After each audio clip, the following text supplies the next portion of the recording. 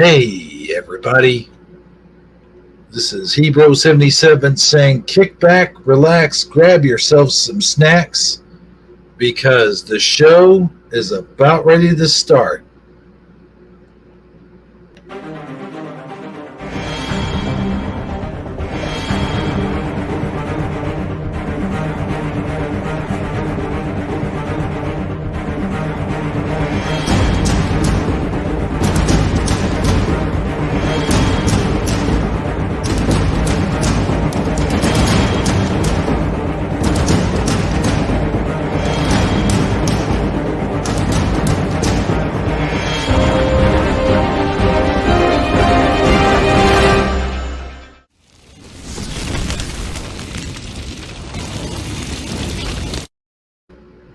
Hey everybody, welcome to Shifty Sunday. I'm your host with the most that likes Mentos on his toast, Hebrew77 here, along with Sagittarically Speaking and Amazon Lion. How's everybody doing tonight? Doing good. How about you, Hebrew77? Who, me? Yes, you. Oh, well, I'm doing fine, man. Just fine. Just fine, but not dandy. But sometimes I'm fine and dandy. Have you guys ever found yourself being both at once? Oh, yes. Wonderfully fine and dandy. Okay. I thought that they were supposed to go together, fine and dandy. It's kind of like, I don't know. Ghost Reese's peanut butter cups. Yeah, or I don't know, good and handy. You know. Oh yeah. I digress, but yeah, I'm doing fine, Mister Hebrew77, sir, and Amazon Lion. Amazon Lion. I was listening the other day when you were talking about how you came up with your name, and I found that interesting. You guys have been doing a great job. I'm glad to be here with you guys tonight. Well, thank you, Saggy. Good to have you on, bud. And Yeah. right back at you. So what's on the what kind of shifty things do we got shifting tonight, sir?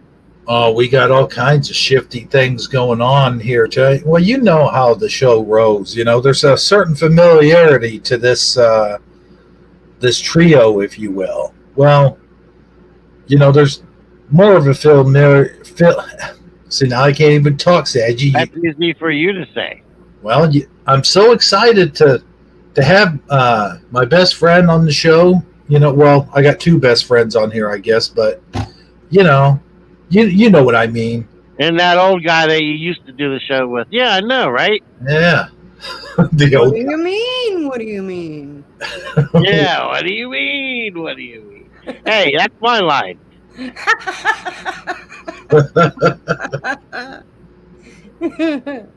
Well, you know what? Armor Up said the other night when we had Brother Matthews, who's here tonight in the audience, and we had Armor. We did a little live stream on Thursday, and Armor said that he wants to know what your secret is. He said he said he didn't have to renew his contract, or at least he didn't thought. I said, well, Saggy gets all the perks. What can I tell you?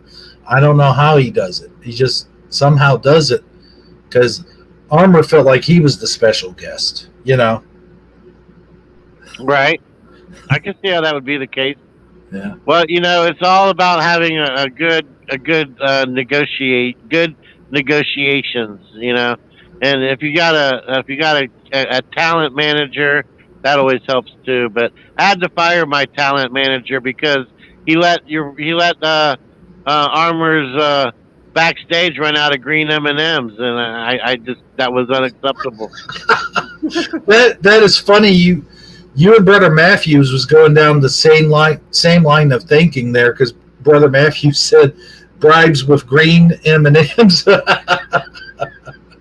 I thought it was funny the other day when you had Brother Matthews on, and you brought on Amazon Lion, and he said something about you being the host with if you were the host with the most who likes peanut butter on her toast, and she said, "No, I like jelly on my toast."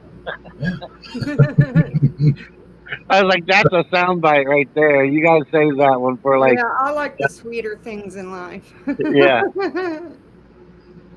Yeah, I guess I must like the bitter things in life. See, Well, either way, that clip would be a great clip to use for, I don't know, one of those montages when we use clips. The sound bite that you can save for a rainy day or whatever. speaking of rainy days, we haven't had too many of those in this southern Illinois area where I'm at here lately. Speaking of rainy days, I got a hurricane coming my way. Oh no! Like Yeah, that. they keep. 2 days ago it was headed straight for me. Now it's headed a little bit off to the west of me.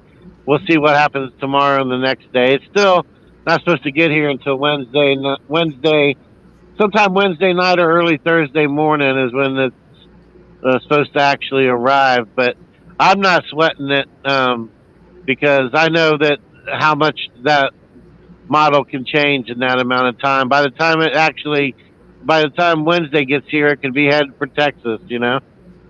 Well, you shouldn't be sweating it. You got a fan right next to you. Yeah, I know, right? But you got to keep in mind, I've survived a few hurricanes down here before, but this would be the first time I ever experienced, 80-mile-per-hour winds and it not being a brick home. Yeah. I mean, a little RV. I could be like a tin can blowing down the street. Yeah. I laugh, but it's really not funny. Well, if you're gonna be rolling like a tin can, don't forget your oil.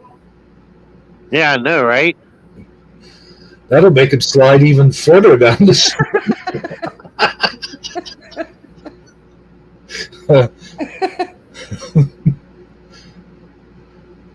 No, but seriously though, we do have a heck of a show here tonight, man. We have some news coming out of China. We have some news coming out of Illinois. We have some news, I think, coming out of Florida. There's something about a shark video. I'm not sure where it comes out of, but nonetheless, I think we're going to have a heck of a show. And also, good old Saji here, he brought us a pretty cool idea that we're going to introduce, I don't know, later on in the show or maybe mid-show. Yeah, we'll figure it all out. No worries. But yeah, I'm here for it, and that's all that matters. But that's right, yeah. And of course, Amazon Lion with her Creepy Critters segment. Can't go wrong with that. You need an intro for that. You really do. Yeah, that's true. I keep Amazon Lion, put it in your contract. I'm telling you. Tell him you're not. You insist. He gives you a creepy critter crawler intro, and it's got to be a good one. No, you can't half-ass it. I'll make sure and do that. All right, so that's settled. And of course, we have memes as well. What do you mean we have memes? Well, what do you mean? What do I mean? We have memes. Well, we have memes. All right, well, that's cool. And I didn't bring them. That's even better. Yeah. You didn't hardly have to do any work tonight, did you? Well, I just brought my idea and myself and my boyish charm. Well, that's good enough, my friend. That's good enough. I'll tell you what, man. Yesterday, over there on good old Crack in the Darkness, you were cracking me up in the darkness, my friend. Well, I hope that it was when I was intending to be funny, is all I got to say about that. Some of it was, but some of it was a little bit of, you have your saggy moments, as I call them. And I expressed genuine curiosity, my friend. I know, and as they say, bless your heart. Yes, yes, because I mean, I know that what I'm saying might not come out sounding right, and I also have a hard time finding my words sometimes when I'm trying, because I think out loud in real time, and I'm trying to construct. I got the idea in my head, but I'm trying to construct a way to verbalize it, and sometimes it all just comes out kind of mixed and mashed, and or sounding a little bit, I don't know. Naive or unabated. But the truth of the matter is, I sincerely am trying to make heads and tails of new information that my mind is pondering. No, and that's what I like about it all. Is it's genuine. It's not fake. It's not a facade. It's not put on. It's you really do try, and we all have our moments. So I'm not throwing glass stones here. I'm just saying that last night, my brother, you did crack me up, and I do appreciate that, and I do appreciate those moments because when you and I were on the show together as a constant thing, we both had our moments that just and I think that's why we work so well together. Oh yeah, for sure. And like I was watching The Simpsons earlier before we went live, and it was I don't know if it's a new episode or whatever, but it's when Leo the turtle goes missing or whatever, and he starts a group of people to figure out what happened to Leo the missing tortoise at the zoo or whatever, and he at the beginning of the meeting he goes, "There's no stupid questions here." Yeah, sure. Immediately after he says that, everybody has a stupid question. Yeah. Well, hey, before we begin, we have a lot to talk about. Before we begin, let me go ahead and give this room a shout out. What do you think? Oh yeah, I think you should shout, Sounds but good to me. don't shout too loud because they're right here. They can hear you. Oh, okay. Yeah, I don't have to scream at them, do I? You don't have to be like, "Go Kart Bob is in the house." You don't have to do that. Oh, well, hey, speaking of which, I tried to do a Go-Kart Bob shout out on Thursday, and I didn't quite do it justice, so why don't you go ahead and do it? Well, you got to do it because I got to do what you do after you do it. Oh, yeah, that's true. So, with that being said, yeah, Go-Kart Bob is here tonight. Eddie Von Kuhn, the real one with a wrench. Good old File Fire. Brother Really? File Fire's here? File Fire is here. Well, good to see you, File Fire. You've actually been on my mind. I haven't seen you in a chat room in a while. I was actually getting ready to send you a message earlier today. I was thinking about you, just so you know, because I hadn't seen you in a while. I was getting concerned about this. So I'm glad you're here. She says she says that you sound like you're speaking through a paper towel roll. No. Gift wrapping tube. Or yeah, no.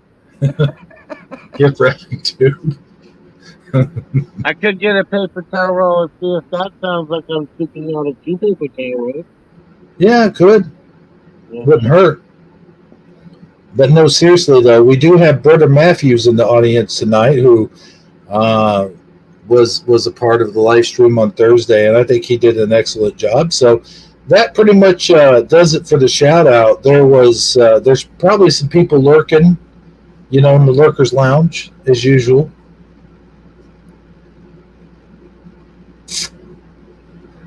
So there you have it. And Nicole Ackerman coming out of the Lurkers Lounge. There she is. Good old Nicole Ackerman. All right, well, the gang's all here, my friend. The gang's all here, and we are ready for another Shifty night of Shifty Sunday.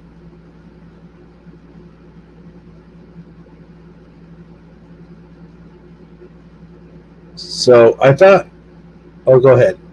No, I was gonna say how you want to start it off. I thought maybe we could start the night out with some memes. What do you think? Right off the Well, rip, let's beam them up. That's right. well, roll that beautiful meme footage. You can tell that Amazon Lion's been around a few Shifty Sundays. Oh yeah, She knows all the right cue lines.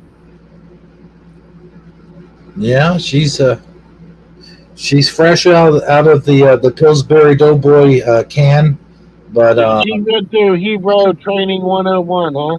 yeah, yeah. Got the training wheels on at the moment, but they're about to pop off. I could feel it in any moment now.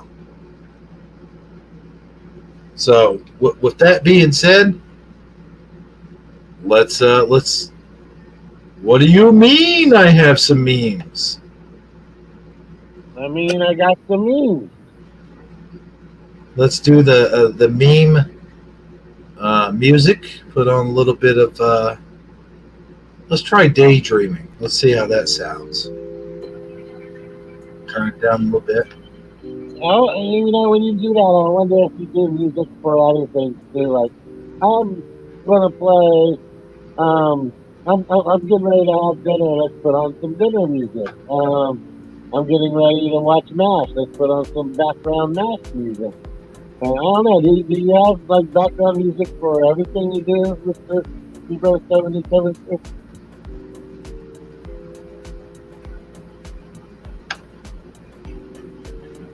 And let me pre-warn people. There's a lot of them here tonight. Some of these. You definitely won't get bored with the memes tonight. There's plenty.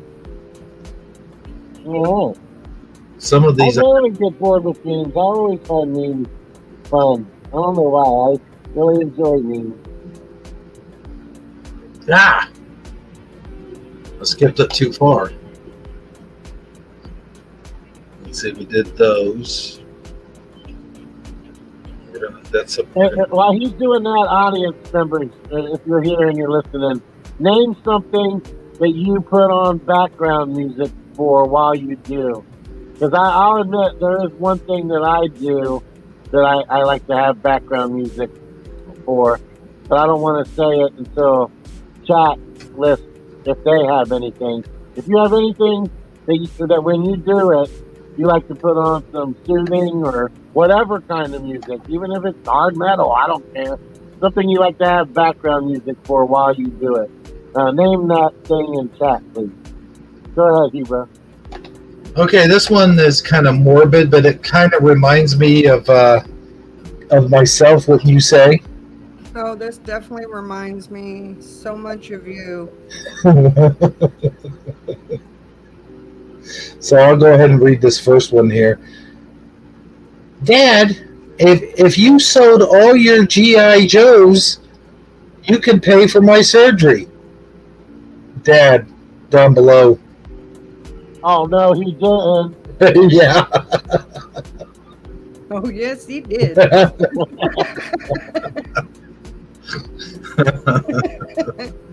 Sadly, I know I've kiddingly told you that you could made mention of that just in conversation. Like, you can get a new car if you sold all your action figures, man. And I got crickets, I tell you.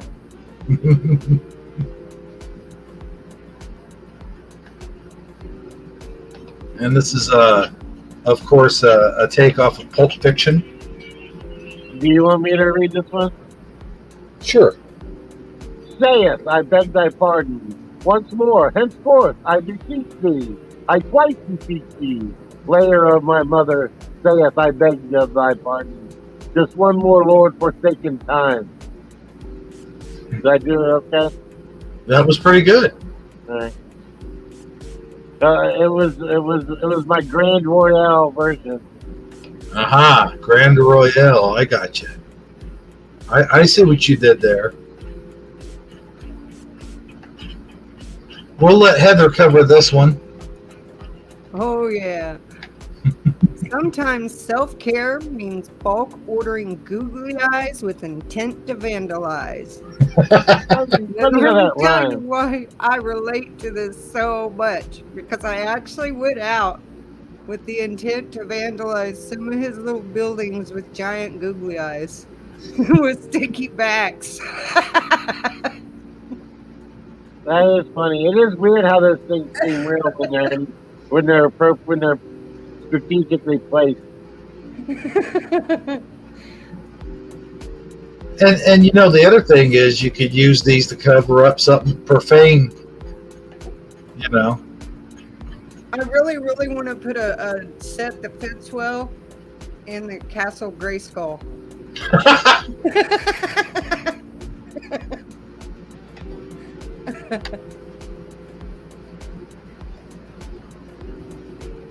Now this one we're kind of saving for our Halloween show, but I'll go ahead and put this one there. We can find more for the Halloween show.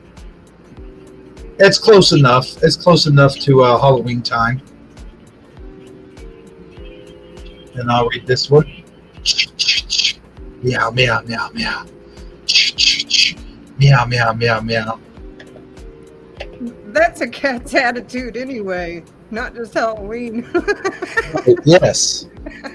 Hey, everybody likes a cat meme. So, there you go. For those of you that like Jason and I cat. can say one thing, no scaredy cat. Yeah, he ain't no cringer, is he? No, he ain't no cringer. He ain't cringing.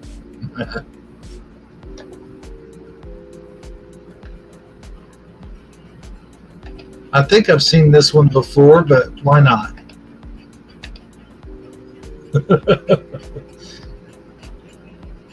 I couldn't help myself on this one. I'd like a Happy Meal with extra fries. Sir, this is a car wash. I have ordered the wrong food at the wrong place before. Oh, yeah. Been kind of out of my element or a little high or whatever in my younger years. And you go into Burger King and you order McDonald's or whatever. Like, I want a quarter pounder. Sir, we don't have quarter pounders. Well, how about a McDouble? We don't have. You mean a double cheeseburger? I'm like, fine, yeah, double cheeseburger. I often call chicken nuggets that you make yourself at home. I always just call them chicken McNuggets. Okay. Yeah, They're mixed nuggets is in your mind, right? right. I'll let Heather handle this one. Alrighty. Realized I had to use the bathroom. Got up and walked across the house to the pantry. Couldn't remember why I was in the pantry. Remembered I had to use the bathroom. Walked across the house to the bathroom. Sitting on the throne, I remembered why I went to the pantry. Toilet paper. Been there, done that. Standing in the kitchen like, why am I standing in the kitchen?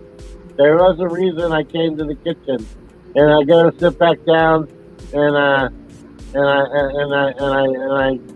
pick up what I don't know, my food, and I realize I don't have a spoon. I'm like, oh, that's why I went to the kitchen. I feel like there's a portal through every door frame that you go through that just purposely makes you forget. Yep, for sure.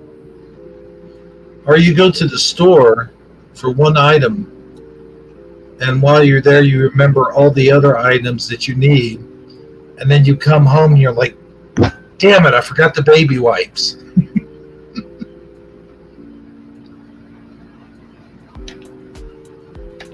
All right, here we go. Next one.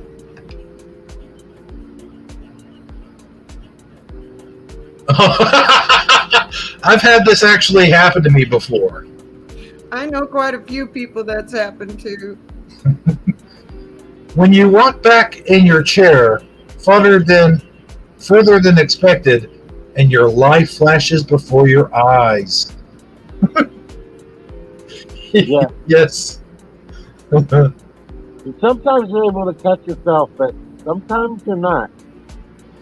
Oh yeah, man! I remember one time we had just got back from swimming. This was years ago, and I'm sitting there in my swimming trunks, mind you. Now picture this: I'm rocking back and forth in my chair, and that thing starts tumbling, and there ain't no way I'm catching myself. I just go completely over, land on my head, and my feet go flying over my head backwards with me. Quite the sight to be beheld, I'll tell you what. Man, I would have loved to have been there to see that. It was not a pretty sight, but let me tell you. Yeah.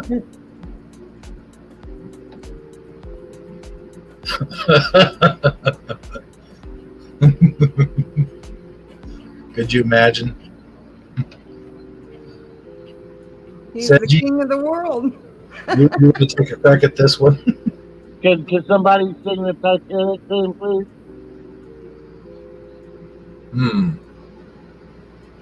I can, but I'm sure nobody would want to hear my singing. Oh, you're a great singer. Sure. Thank you, but no. All right, fine then. But yeah, you two, stop that at once. I mean, look at the size of the boat. I mean, come on, man. I would imagine Noah's Ark was much bigger than that, though. I would hope so. I would hope that you got the proper schematic.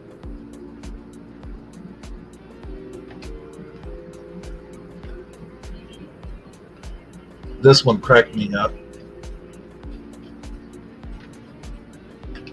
Heather, you want to cover this one? Yeah. So, you're not a Terminator anymore? Negative. I retired. Now I kill bugs. I'm an ex-Terminator. Hey, that wasn't a bad attempt at Arnold Schwarzenegger. Yeah, not at all. I mean, that's how you read it, though, right? If you're reading it correctly. Yeah. Yeah. I have a feeling that this meme will be back. Probably has been. It's probably already recycled through.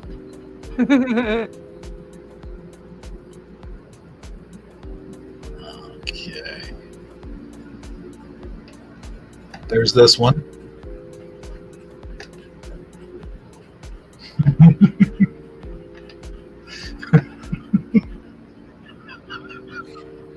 Yellow is not his color. Charlie Brownson. When Charlie Brown gets revenge on all of the other peanuts for all of his follies and mishaps. Oh, this is Charlie Brown getting revenge on Lucy for all the time she pulled that football away from him. Yeah, for real. I would go see that. I would buy tickets for that. Right, yeah. I'd pay money to see this.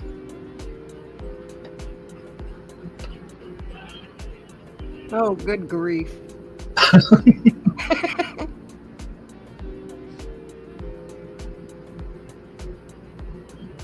This is me. This is me. I'll agree to this one. Probably a little bit of you too, Amazon Line. Would you like me to read it? I'm not gonna lie. Okay, I'll read it if you guys are cool with that. Sure. I forget Keeping what myself- I'm doing while I'm doing it. Keeping myself sharp by regularly asking myself tough questions like, what happened yesterday? And what was I planning on doing just now? You know, those kind of questions. Yeah, the tough ones.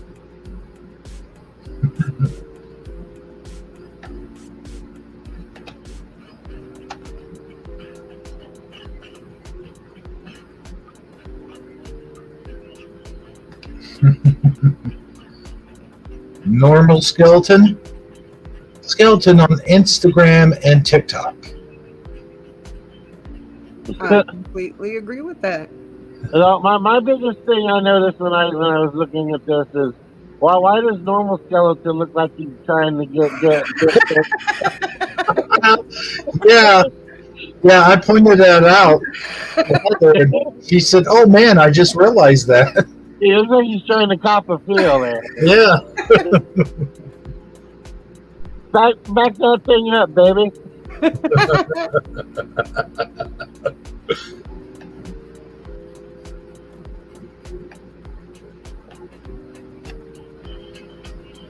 Okay, I'll leave it up to you two. Which one of you wants to read this one? Because I know both of you would probably. Oh yeah, Yeah. I'll read that one. Be more I'll than hand it right off happy. to you. Go ahead. Me, if coffee drinking ever becomes an Olympic sport.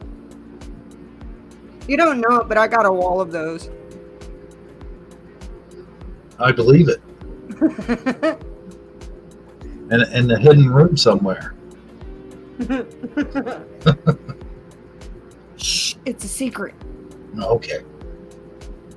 You know, I used to think I would do good at like the hot dog eating contest or whatever, the eating contest in general, until I really actually started paying attention to, you know, the intricacies of what happens during those things and the real winners and how they have to, like they dip their hot dogs in water and all kinds of crazy stuff. And I'm like, you know what? That doesn't even sound at that level of feeding that fast. That no longer sounds appealing. I can't see why anybody that is normal would ever even want to take on such a task. It's scary. I mean, have you ever watched one of those things like where people are eating ridiculous, like eating contests of any nature, and really sat down and watched it? Yeah, it's usually a skinny guy. Oh, yeah, there's a skinny guy from Japan that won it for many years in a row, but Yeah. I can't think of his name now. But yeah, that, I mean, granted, I can eat a lot of food and I can eat really fast, but I still eat at a pace where I'm enjoying it, you know? But I digress.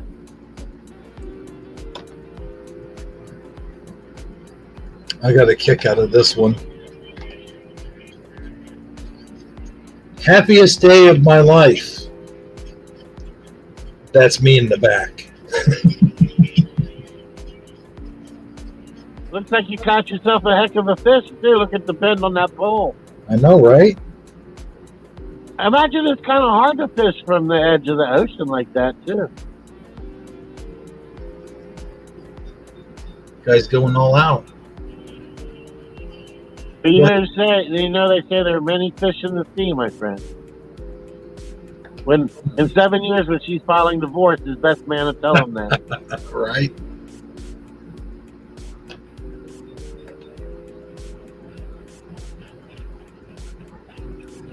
Now I could see this being me. Lord, forgive me. I'm not climbing there and down there to fetch your teeth. Serves you right for spitting. Oh my gosh! Yeah. I mean, the levels. There's like levels of not right to this scene.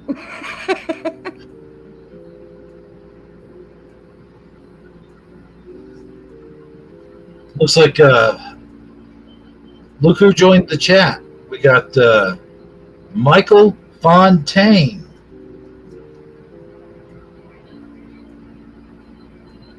Wait for it. Mm-hmm. Wait for it. Wait for it. Michael Fontaine.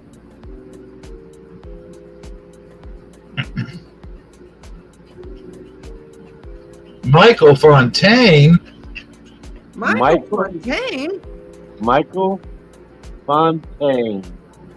He just pops in to say hi anymore. He's too good to like just hang out with us. He's probably made like new cool friends or something like that. And Beth Bromley is here too. Oh, okay, that's awesome.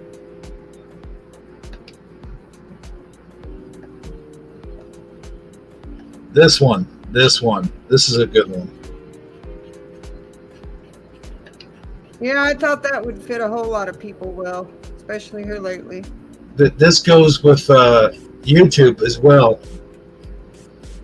Tonight. On the Can I Unsolved. read it? Huh? Can I read it? Oh, yeah, sure. I was going to, but go ahead. Tonight on Unsolved Mysteries, we investigate how I got a 30-day ban for posting something on Facebook that I found on Facebook. Right. You know what's funny about that is I was talking about this goes along with YouTube is I didn't get banned, but I got a video taken down for something that I shared off of YouTube. Yeah, I know, right? It's weird how if you take something from one platform to the other, it's like all of a sudden contraband. Mm-hmm. Because like people will be tweeting on Twitter. I can't even say it. This got banned. This got me banned from Facebook, and they'll show whatever the thing was. I don't know. It don't matter what it was, but Twitter's totally fine with it. And then you'll see somebody on Facebook will say, "This got me kicked off. This got my YouTube channel shut down." But Facebook's totally okay with them posting it. So it's just it's all crazy. None of it really makes any sense. It's like whose list? There's so many different lists and rules and regulations. You need like a playbook just to know how to work social media. Unless you're just going to go with the cherry vanilla every day.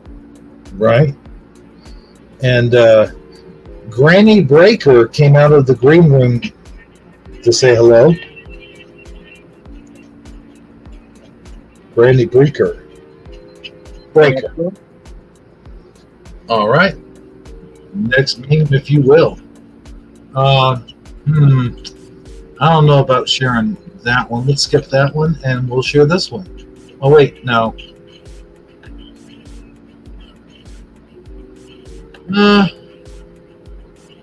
What the heck?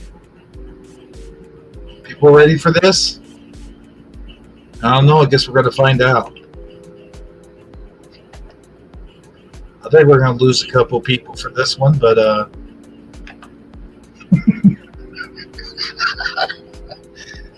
I know, I couldn't help myself. seeing the movie Gremlins, if you get it, you get it.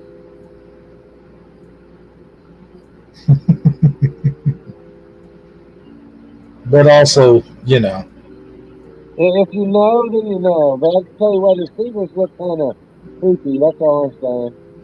yeah.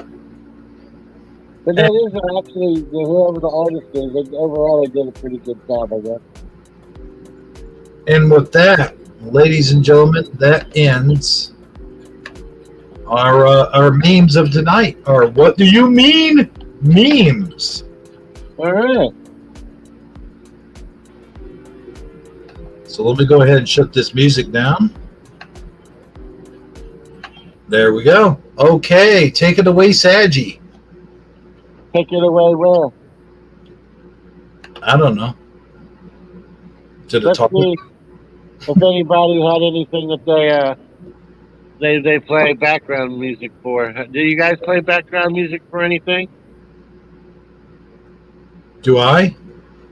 I like to play background music when I'm playing cards. Like, but I'm playing cards online. Like, I play spades mostly. But sometimes I play rummy or gin rummy or poker. But I'm doing it on my computer, right? And I always like to have some kind of background music that like relaxes me when I'm playing cards. That's just me. I mean, do you have anything in particular you like to play background music for, besides memes, obviously? It's Bone Breaking Action's grandmother? No, sorry, I was reading some of the comments. Yeah, actually, for me, it's seasonal. Like if I'm decorating a Christmas tree, I got to hear Christmas music in the background. Or if I'm carving a pumpkin, I got to hear Halloween music in the background, stuff like that. However, if I'm doing chores or anything like that, I got to have heavy metal playing in my ears, like in my earbuds or something. How about you, Heather? Do you have particular background music that you listen to while doing certain things? Well, when it comes to cleaning house or working out, I pretty much like to listen to any kind of a dance dubstep from music that could have been made as early as 1920s because they make it pretty cool in a dubstep form and they make the beat faster. All right. I mean, there's music I like from the 50s, 60s, 70s, any of that they put in a dubstep form that's really getting a kick to it, gets my body moving. That's interesting. I like that. That's a good answer. Do you enjoy dubstep, Hebrew 77? I went through a phase where I couldn't get enough of it. I don't much listen to it very often anymore, but I remember when I was first exposed to dubstep, and I mean I just thought that was the most coolest thing ever when I first heard it. Oh, I'm hugely into dubstep. Like I couldn't be any more into a music than dubstep, no matter what song it is, and there's several songs that are the same song actually that are in different types of dubstep form. So I kind of just pay attention to which dubstep it is that I enjoy that, really gets me going. And I stick with those songs for quite a few years.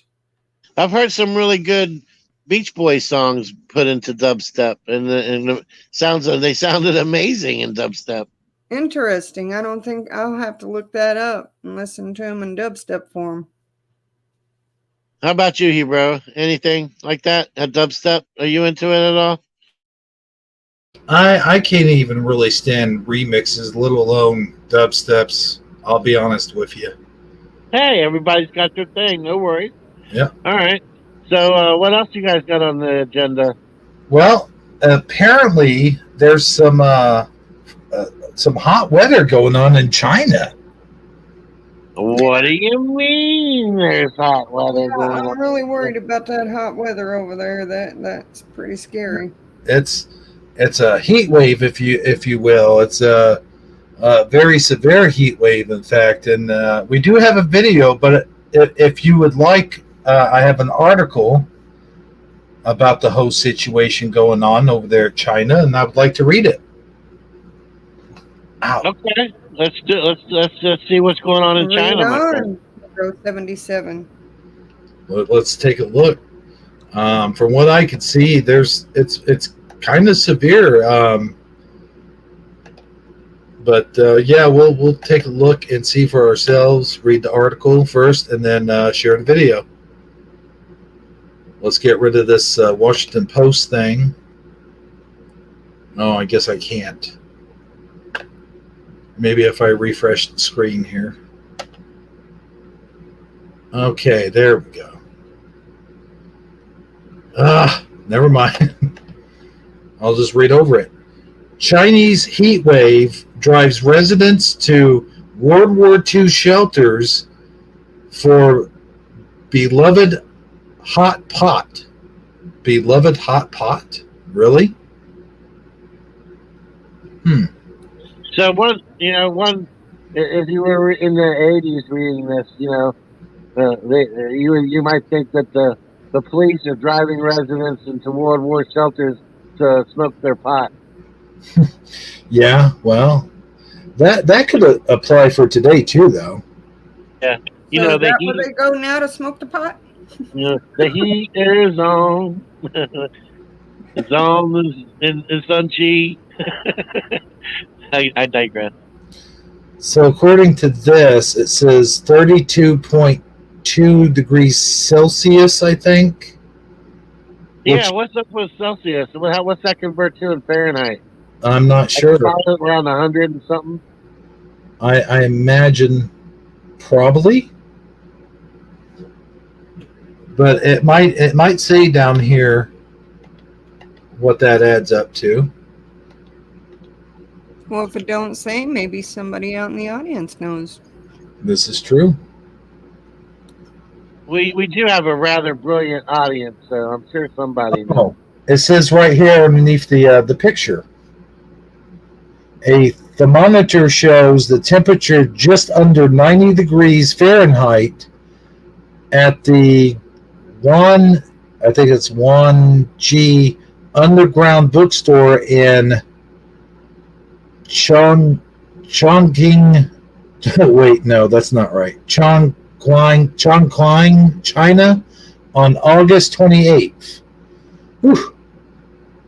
90 degrees. I mean, that's a typical day in my neighborhood. I mean, what's That's not that's not that bad. But if it's that every day, I guess I don't know.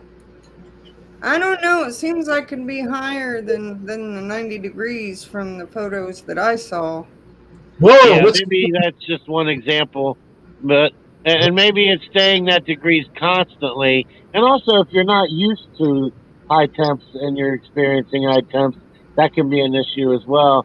And also, like if your home isn't made to be cool, like you don't have windows or air conditioning, Well, and and there's 90 there's degrees. a lot of concrete and less trees. Yeah, Mm. yeah, exactly. So, but you gonna read it? I'll read it if you want me to, bro. Well, yeah, I'm having a little bit of trouble with my eyes right now. All right, I'm reading it off of YouTube, but I can still do that. Are you guys ready? Okay. I'm ready. All right. The most popular of underground hotspots are the Cave Hot Pot restaurants, converted from former air raid shelters to serve the Chinese hot pot, a simmering bowl of broth in which diners dip raw slices of meat and vegetables to cook. Oh, that's interesting. Chongqing is a you take like a raw piece of ham and you dip it in the hot broth and it cooks it while you're sitting there. Saji, Huh? Saji, can you turn up your mic or something? You're sounding muffled when you're reading.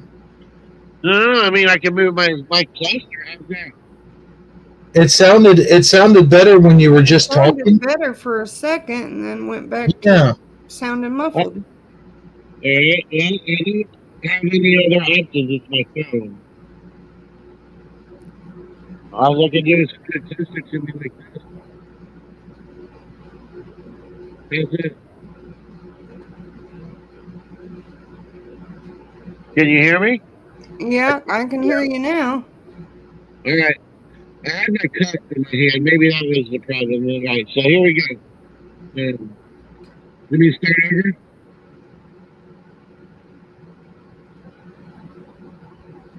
Hmm?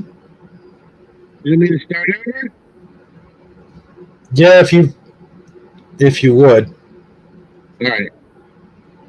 The most popular of underground hotspots are the Cave Hot Pot restaurant, converted from former air raid Okay, Saji, hold on. Yeah, something's going on. No, that we can't. I'll go ahead and read it. I'm going to leave and come back in, and I'll be right back. Okay, see if that fixes it. I've never had. Fine when he's just saying a few things, but then when he starts reading the article, it just completely sounds like just muffled. Yeah. Well, I'm going to turn. Let me do this. I'm going to turn off my air conditioner. It's 67, so Alrighty. probably not going to need it. Maybe that'll help. And go ahead and see if he's. Saji, can you hear us? Yes, can you hear me? Oh, yeah. Yeah. Much better now? Yes. That's a lot better. All right. Well, let me try again. All right. All right. All right. All right. The most popular of underground hotspots are the Cave Hot Pot restaurants, converted from former air raid shelters to serve the Chinese hot pot, a simmering bowl of broth in which diners dip raw slices of meat and vegetables to cook. So they essentially put on the counter a simmering bowl of broth, and the diner, the person who's sitting there eating, dips their raw slices of whatever into the broth to cook it while they're eating it. Now, yeah, I mean, can you imagine trying to do that on a 90-degree day? Oh, no. Yeah. Doesn't sound very sanitary either. No, it's not. But everybody to each their own. Yeah. Chongqing is known for its spicy hot pot. So on top of all of that, it's spicy. Which uses beef fat, red chili peppers, and numbing Szechuan peppercorns in the broth. Wow. Well, yeah. So go ahead and scroll a little bit, sir. All right. Can they even feel their mouth at that point? Yeah, I know, right? There we go. Cave Pavilion Hot Pot, established in 1989, has garnered a cult following after recent media visits. Tables, plastic chairs line two long, narrow tunnels connected by a dimly lit corridor. Diners can expect big lines outside and bad ventilation inside these restaurants. According to customer comments on Chinese largest review site, Dianping, leaking water is a common problem, and a local restaurant chain told the Washington Post it has suspended in-person dining at an underground outlet after reports of slippery floors last month. Go ahead and scroll, please. Under a campaign to make use of the retired air raid shelters, Chongqing has turned some locations into museums, stores, and other venues since the 2010s. According to China National Defense News, as an important military base during World War II, Chongqing had built more than 1,600 shelters by 1942 to counter the Japanese invasion, according to one estimate by local researchers. Now, what's going on here? What? Hold on, I don't get the connection. Under a campaign to make use of the retired. Okay, so they use retired air raid shelters for these restaurants. Okay, now I understand. And there's an image of one. Yeah, so not a lot of ventilation. Mm-hmm. But the other thing is, I like how they say 2010s instead of just instead of 2010. Why? Yeah. Why did they say 2010s? Because they happened in 2010, 11, 12, 13. Oh, I gotcha. Okay. And there's a picture of the underground caverns. Yep. Yep, and it just gets you wondering, you know. I mean, look at the Chinese. They're moving things underground and in caves. I mean, you know, it's another thing that really gets you thinking. They're moving underground. It's getting so hot. Yeah. And even underground, they can't even eat their hot broth. No, they say there's not really much air, not really much ventilation. So, all right. Well, I'll continue the article here. I do see the biggest number of customers in the summer because my place is insulated from the heat, and the underground location gives you a different vibe. I can kind of see how it has a cool vibe to it. said Chen Hanyuan, owner of the Stonehouse Cafe. It's an experience in itself. Did you want to say something to me, Amazon? oh no, I'm I good. thought I heard you about to say something. Okay. All right. Chen, an art curator. Go ahead and scroll, Hero. Chen, an art curator of fan of Van Gogh, rented and redecorated the space with his friends and installed plumbing and ventilation systems. They painted a starry night sky on an arched roof and marked tables as train seats with blocks of Van Gogh inspired images on the wall showing views outside the train window. A headache as the water keeps dripping down from the ceiling, and we can do little about that, Chen said, adding that it didn't deter visitors who were drawn by the coolness.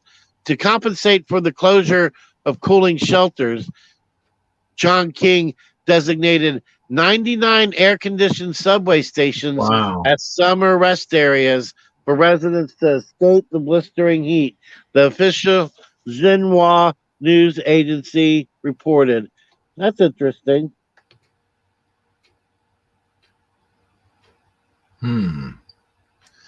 Temperatures largely receded after rain on Monday, made possible with the government's artificial cloud seeding. Well, good thing they go ahead and admit that they did that. Here's the thing. Part that you skipped over is that they're actually saying, yeah, China's innovative and troubling efforts to control the weather. So they're actually coming out and saying this is in the article. This isn't spreading misinformation or anything. No. I know that's what they're doing, and self-admittedly, the local officials expect this heat wave to conclude by Tuesday. High temperatures could return in early September, and the drought could go on, but the chance of another large-scale extreme heat wave will be quite small. Zhang Yan, deputy chief of the Chongqing Meteorological Service, told reporters Friday. Okay. Well, there you have it. They're saying that there's troubling weather like that, and I don't know, I could be mistaken, but didn't they just deny the climate change bill? Well, I don't think this has anything to do with climate change. Well, I mean, it is in the sense immediate climate change, but the climate change that the bill is for is the inevitable doom of our Earth's climate to be able to sustain its living conditions for the human race. But yeah, I don't know that cloud seeding could prevent could assuming let's assume climate change is real. My opinion, climate change is beyond human control. Right. Yeah, you can do some cloud seeding and it might make it rain. You can put up a bunch of factories and you can get a lot of smog, but you can't control Mother Nature. The Earth's environment is bigger than us, and that's just my opinion. But you don't think there's things that we could do to, maybe slow that down? I mean, it's always good to be eco-friendly. Don't get me wrong. I'm all for, like recycling, because, the oceans, like when you throw those 6-pack things into the ocean, it kills the dolphins and all that sort of thing. I mean, you got to be mindful of your environment and custodial to your neighborhood if you want to have a nice, clean, enjoyable environment to live in. But can we ultimately control if all the volcanoes are going to eventually erupt or a major ice age is going to occur? No, I don't think we have any say in that. Right. The thing, I'll tell you what made me laugh. It's funny you should mention that. Is earlier today I was scrolling through YouTube, and there was a comedian talking about, I don't know if it was a meme I seen or if it was this comedian I heard talking about climate change. And he said, yeah, they had somebody said something about climate change back in the 1800s. They were experiencing extreme heat, and you know what? They called it summer. Hey, Burgos is in the house. Man, I ain't seen Burgos in a long time. Welcome, Burgos. But here's a video about all of that stuff that's going on in China. All right, yeah. Always nice to have a bonus video. So I'll play that video. This comes from China Hotspot is the name of the Spotlight on Channel. Spotlight on China is the name of the channel. Say that 5 times fast if you can. So that's where the channel's coming from. It's going through a severe drought, and it's gotten worse due to the long heat wave. This could be one of the worst in the history of China. Temperatures have risen above 40 degrees Celsius, 104 degrees Fahrenheit. And people in China's southwestern provinces are coming up with creative ways to deal. Okay, 104 degrees. That's a little different. Yeah, but even here at 104, we don't got, all that melting factor. Yeah. Breaking heat wave. People of Chongqing and the nearby province of Sichuan are going underground to bunkers and cave restaurants to stay away from the heat. In the summer, people often go to cave hotspot restaurants because it's cooler underground. However, these restaurants are now becoming a popular destination for eating out. According to state-run outlet China Daily, last Saturday, August 20th, the temperature inside a cave hotspot restaurant was 16 degrees Celsius, while outside it was 42 degrees Celsius. In these images, customers are eating hotspot in restaurant in southwestern China's Chongqing municipality on Saturday, August 20th. The hotspot restaurant is located in a converted World War II era air raid shelter. The city of Chongqing is known as one of China's 4 furnace cities because of its high temperatures and spicy food, especially its hotspot.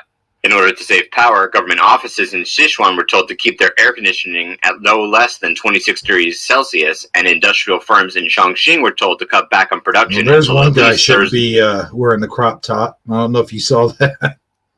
Thursday, August 25th.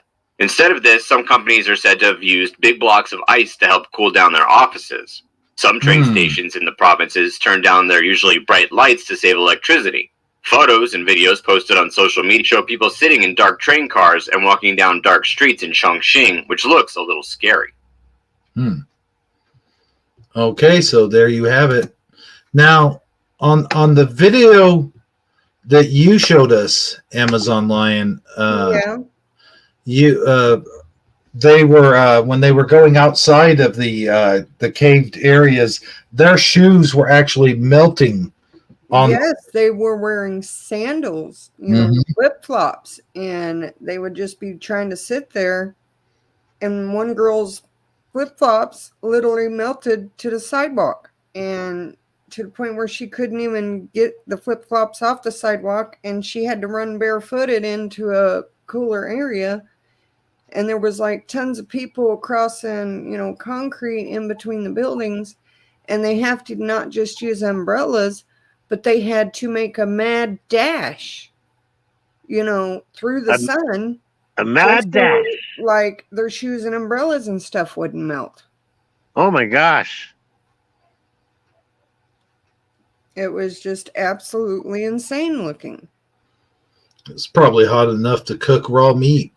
Yeah. If they're melting their flip-flops and their umbrellas, I imagine it's not going to be a problem to cook your food on. Yeah. Would you like your egg sunny side up, sir?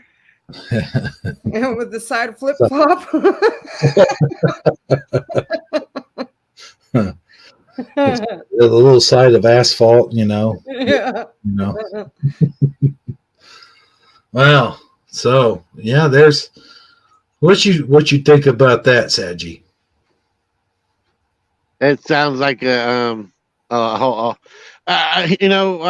got it. I was thinking when we were reading it,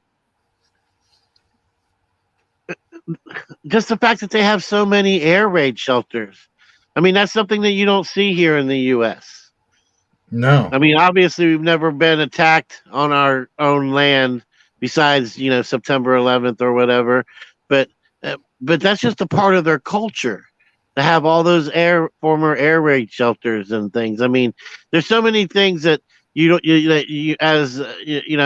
you've never been there or if you've never been out of the United States, culturally that you're naive about, that you things that are commonplace elsewhere are taboo here, because I mean, think about how neat it would be to go eat inside an air raid shelter, a converted air raid shelter. Yeah, but it wouldn't be neat to have one because people have bombed your country. I think I would definitely try to eat there. I mean, maybe I'll just take a tiny umbrella in there with me. That way I wouldn't get water drips in my food or on my head or something. But right, yeah. But I think it'd be interesting to eat somewhere like that just for the experience of it. And hopefully, that it is just a one single time experience and it's not something that becomes a regular because it's so hot outside. Yeah, for sure. I agree. What do you say, Hebrew? Yeah, I mean, we do have, I guess you would call it like fallout shelters that were built in the early 40s or early 50s, from all of that, scare of the Cold War, but not nothing like China, which actually did have attacks, like you said, nuclear bombs and all that stuff. So it definitely would be a culture shock to walk in one of those places. But they made good use of it. So be kind of neat to go under there and probably eat. But at the same time, it looks kind of dirty and dingy, and I don't know that if I'd want people dropping the raw meat and the stew or the broth that I was eating out of. I don't know if I necessarily want that to happen, but other than that, yeah, why not? Final Fire says flip flop Fu Young, please. I'd like some flip flop Fu Young.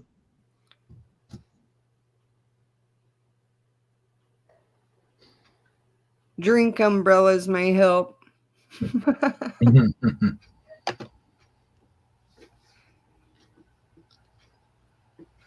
Now, I do have a small little article here. You guys. And when Hebrew says small little article, that means nothing to me because he said that before and it'd be like 20 minutes long. Oh, no, this is just. It'll be so long that he doesn't read any more of it, and he's like, well, I'm just going to scroll through the rest of this. Boy, does she have my number. I was telling her earlier today, Saji, I said pretty much what our criteria on the show was that Saji would find all of the stuff, and I would lightly just kind of scroll over it, and then we didn't really go over anything unless it was like the bulk of the show, and then like about 5 or 10 minutes before we went live is when you told me all of the stuff that we were going to talk about, and a lot of that is for the element of surprise so that we could get our genuine reactions, but a lot of it also was because I'm just lazy. You don't yeah, and I can't tell you how many times I would say, and when we get to this part, it's important that you remember to do this.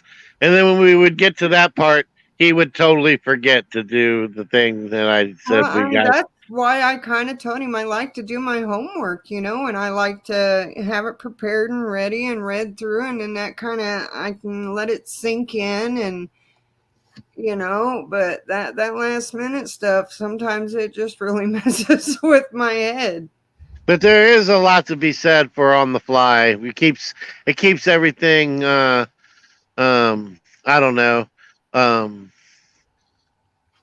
Like he was saying, gives a genuine feel. Yeah.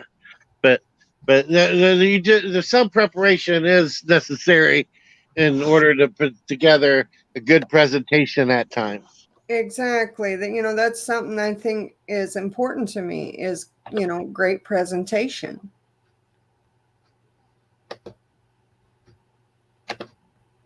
So I'm going to let you read this one then, sir, since let you or Amazon take it. Well, here's what I want to give some background, because last week on Shifty Sunday, me and Amazon Lion read an article about the crazy law that was taking place in Illinois that was somewhat like the purge. And on keeping with the Illinois theme, there's some crazy thing that happened that Governor Prixler, as I like to call him, Prixler, But anyway, and Saji, I got to tell you, there was something that you said. Oh no, it was something Amazon Lion said that earlier before we went live. She was talking about the purge, and that is they're going to get rid of the cash bail system in Illinois, which basically means that if you commit a felony of any kind in Illinois, that even if you're arrested, you won't get to sit a minute behind bars on bail. Like, you won't have to pay any bail. So that's one of the things that, in other words, they could get out scot-free and be on the street the same day And so basically, they would be, if it's, for an example, if it's somebody who murdered someone and you witnessed it, and then you were the one to put them behind bars, and they saw you do this, and then like they know where you live and all that. So yeah, the next day they would basically be coming after you. So it would be just like The Purge, like she said in the movies and on TV. And why Illinois is coming up with all of these crazy laws or all this crazy stuff's happened in Illinois, I have no idea. But this is a small article, and I really wasn't able to. This next article really worries me too. Besides the Purge one. Now I'm going to mute up. Is starting to become very worrisome place to live. I just don't know what to think about it all at this time. Like, especially how I'm going to protect my family, how I'm trying to, teach them in the right ways, and I got to be supportive, of a child who is learning the ways of now. And yeah, I'm meeting up for just a minute. I can still hear you guys, but I'm not going to be talking for just a minute.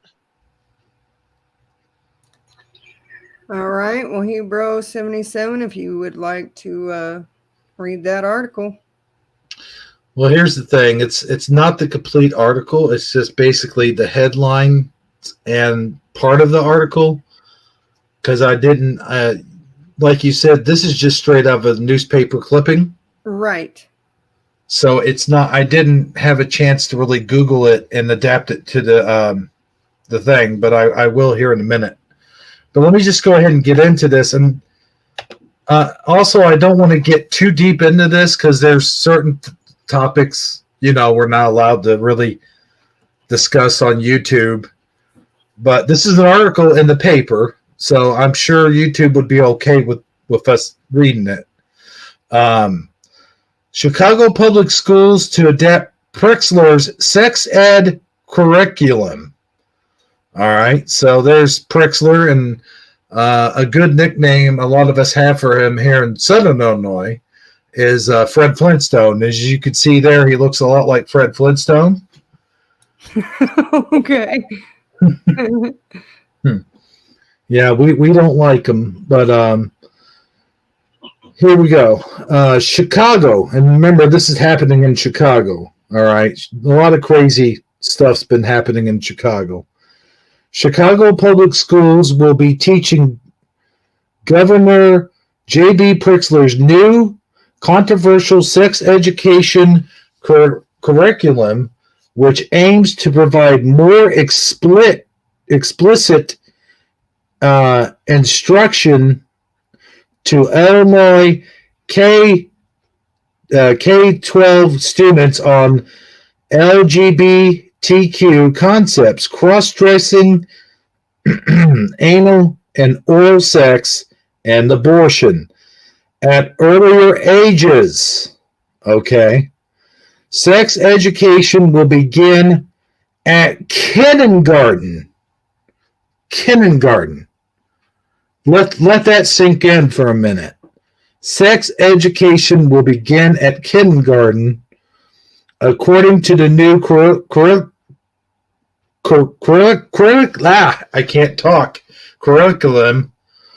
I still said it wrong, but this stuff just blows my mind. This is unbelievable. I agree with Nicole Ackerman. Why do kindergartners need sex ed? They don't.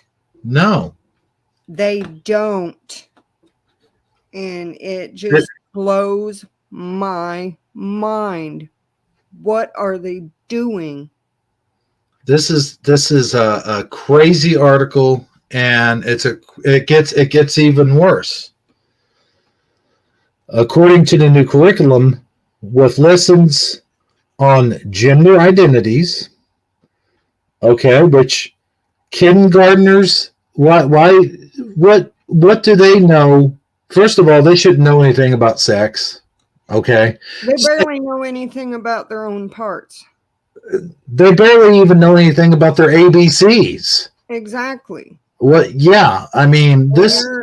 you're just full out bringing concepts, or these concepts out that they can't possibly understand in their little minds when they can barely even do their ABCs.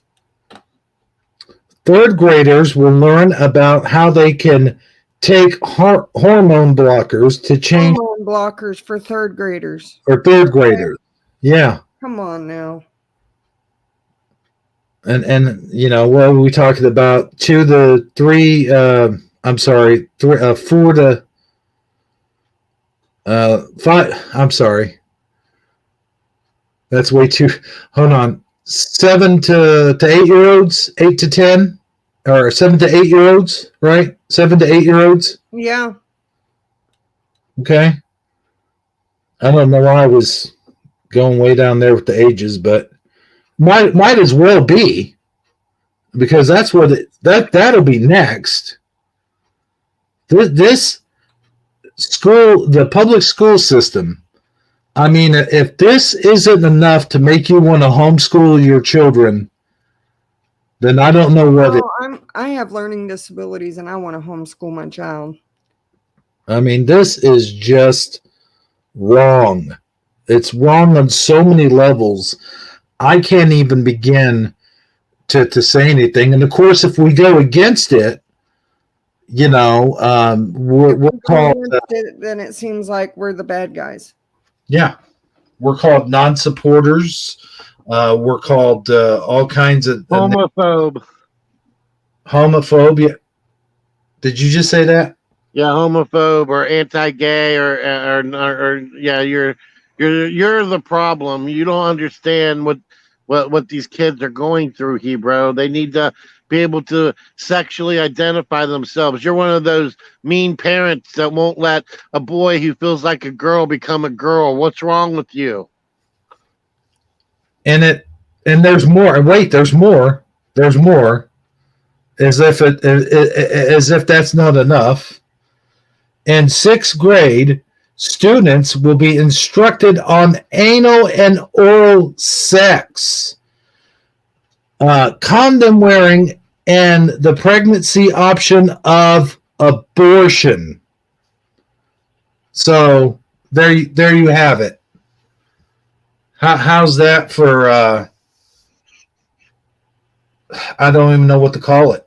Well, you're seeing these articles come up more and more often in different areas.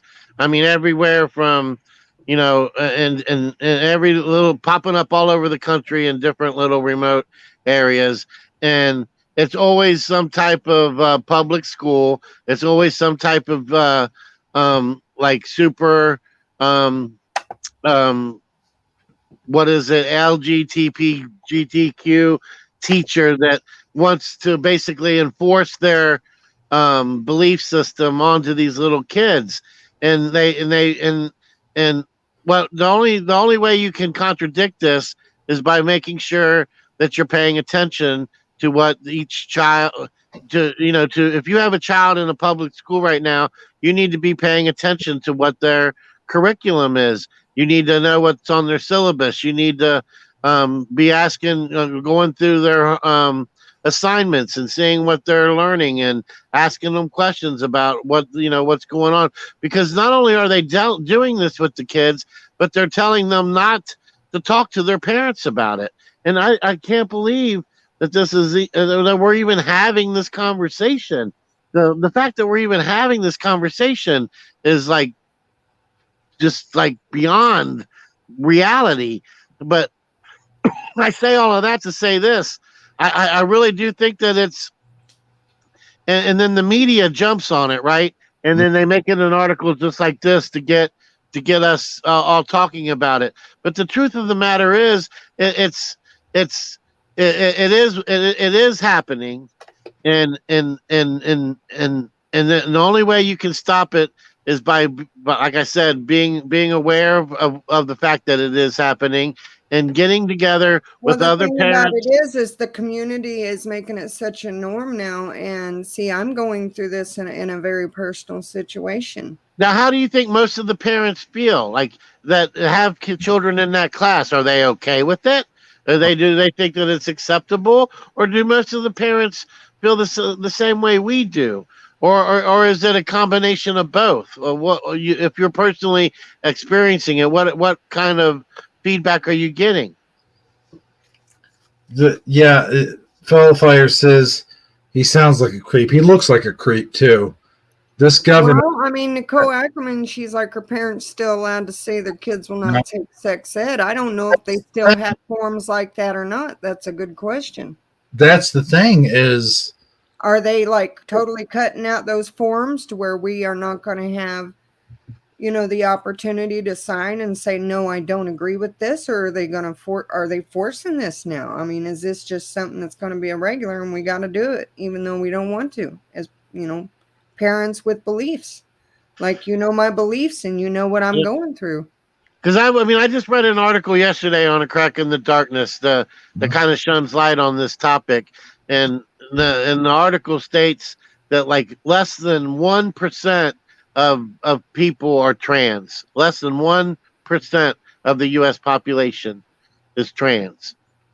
Out of 100 people, you might have one person who is trans.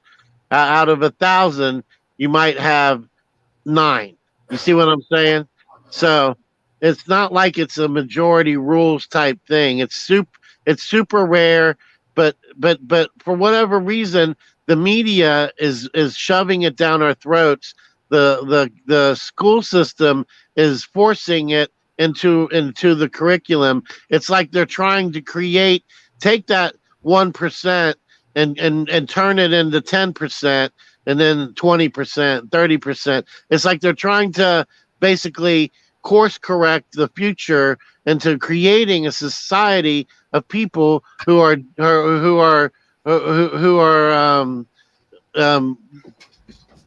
gender weird. That this can't be a normal boy, can't just be a normal girl. You have to be some type of special. Apparently there are 75 genders now, or types of sexuality that you can be. You can't just be a straight guy and a straight girl, it's like the intention is to change because the children are the future, right? They're trying to alter the cultures of our future. They're trying to change what is culturally, socially acceptable by imposing it onto the kids. Because once they experience all this in their curriculum at a young age in school, they grow up and they don't think nothing of it. Everything, all that kind of stuff just seems normal. And we seem archaic even if you in our stand beliefs. up for it and you go up to the school, especially the older they get, if you dare try to stand up for it and you try to stand up for your beliefs, even though at the same time you're trying to be supportive of your child, and teach them the right way. If you're not supportive of your child in any way, if they are that way, they look at the parent as the bad guy. That's the thing is exactly the children are brainwashed and to believing they have to be one way or the other. And it has become a cultural thing where, some of the kids, their peers might be like, well, I'm this or I'm that. So what are you? You have to be this or that. I think that's a big part of it too now. Where yeah, for sure. They're taking advantage of the kids' identity because the kids at that age like to pretend. They like to play. They watch. Like, I can't tell you as a child, my kids, after they watched, I don't know,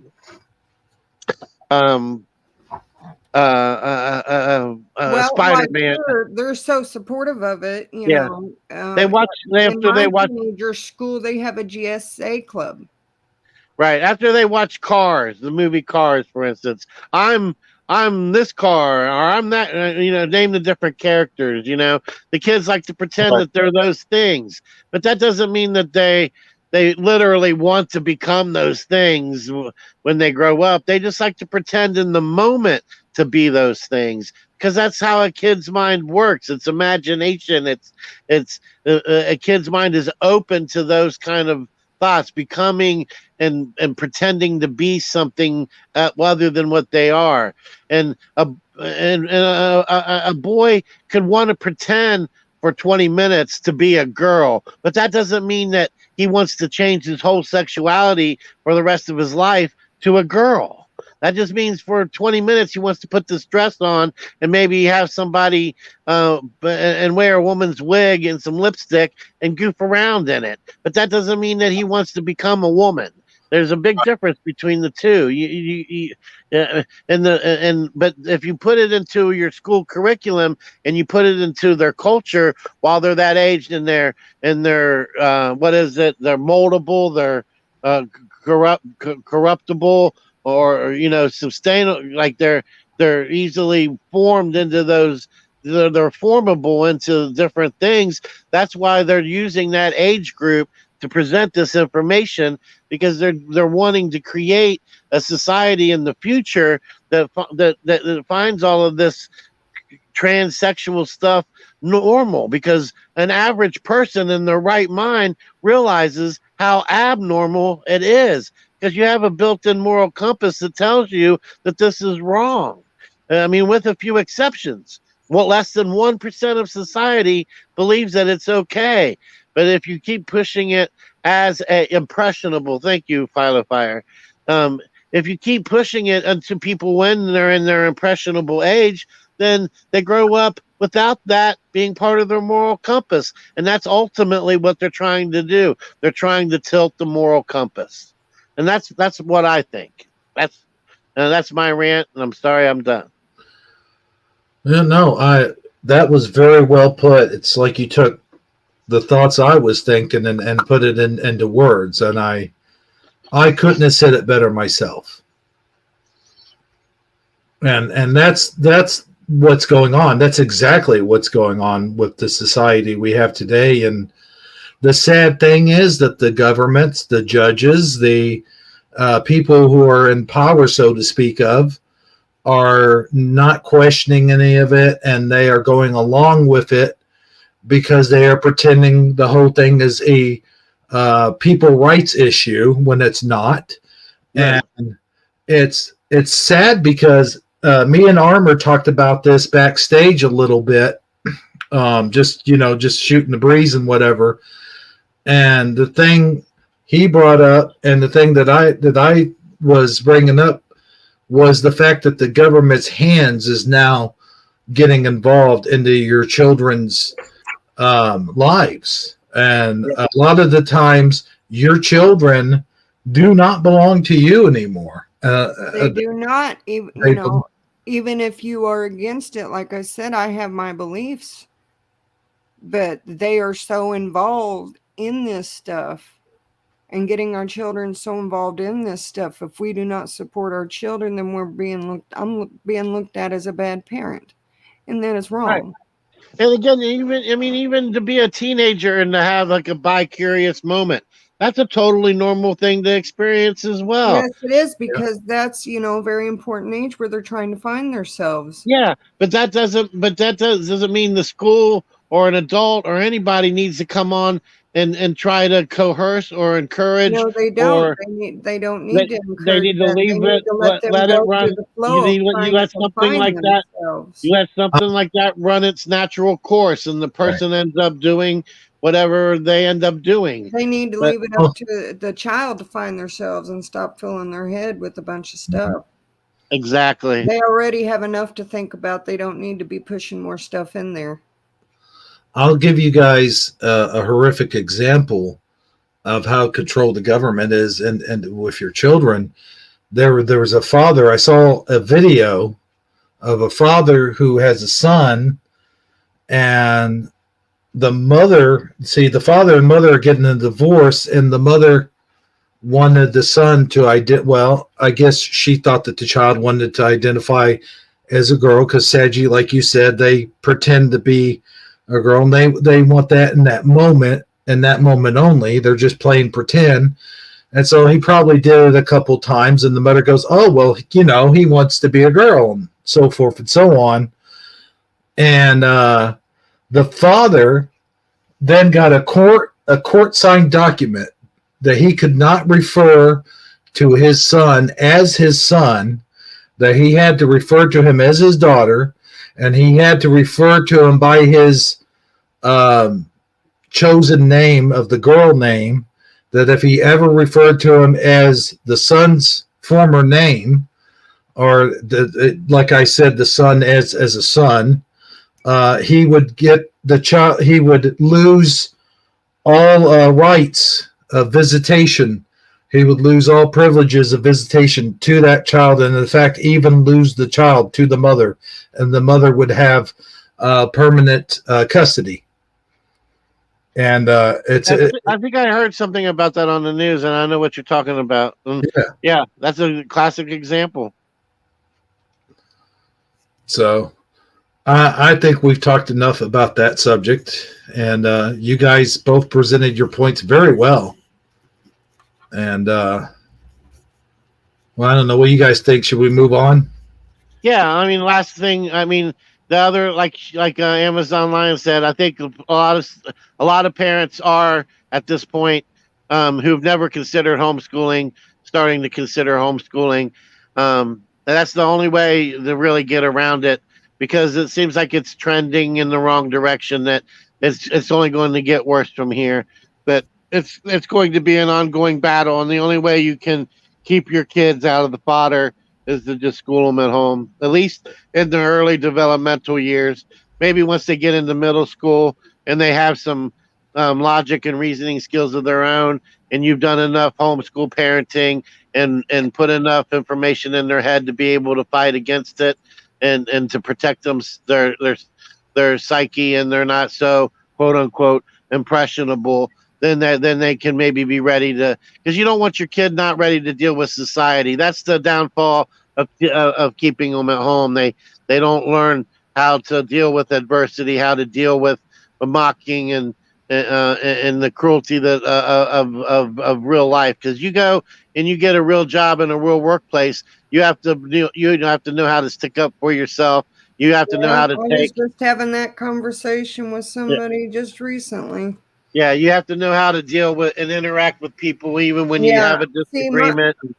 I got one that's in high school, so you know, there is ways that she can think for herself, but there's still a lot of ways she needs, the right kind of guidance too. And it's not helping when they got things like, GSA club in their school. And but even if they have the club, doesn't mean she has to sign up for it. No, but those are her people, so and I got to be supportive of that in some ways to let her know I love her no matter what. Well, yeah, exactly. But at the same time, I'm not going to support it so much that, because she does know my beliefs. I'm a big believer in that Bible. Yeah. And well, everybody's got my kids very deeply about it, and now they're old enough they can make their own choices.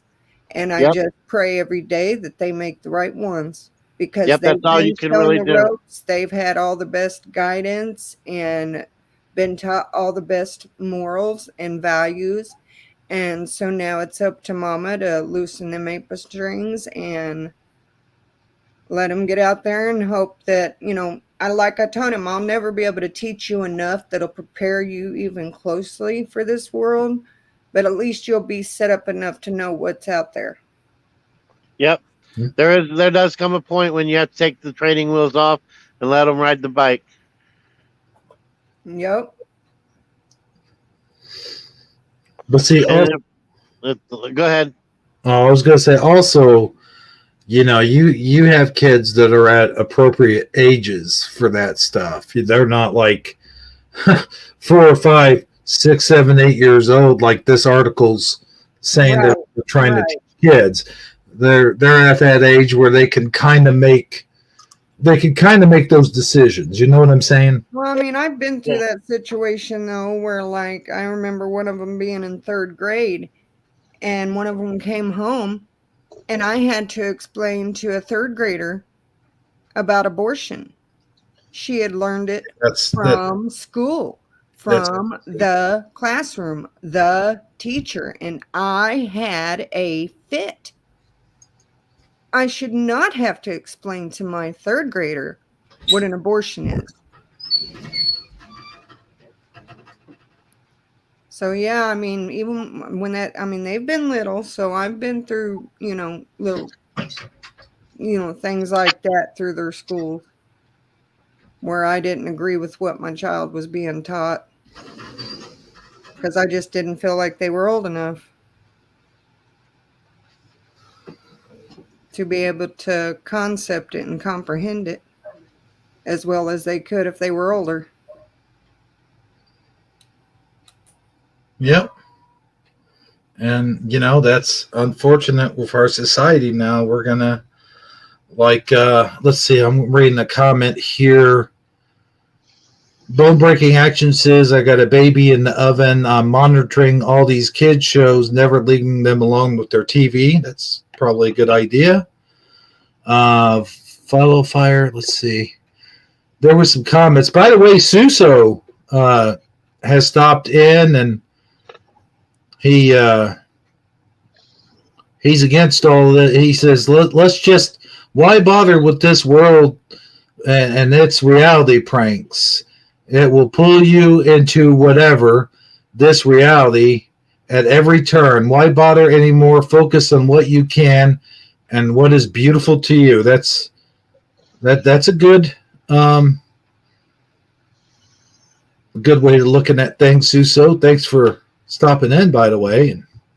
Yep. And yeah, I mean, that is a good point. And then also that takes me to, I guess, the final point in all of this is you got to keep in track that there is still there, and I think we all share the same belief. There is a God, there is the Father, and ultimately He's in control, and you have to have faith that somehow, some way, He's going to keep, in the opposite, all that stuff that we're talking about is the work of the enemy.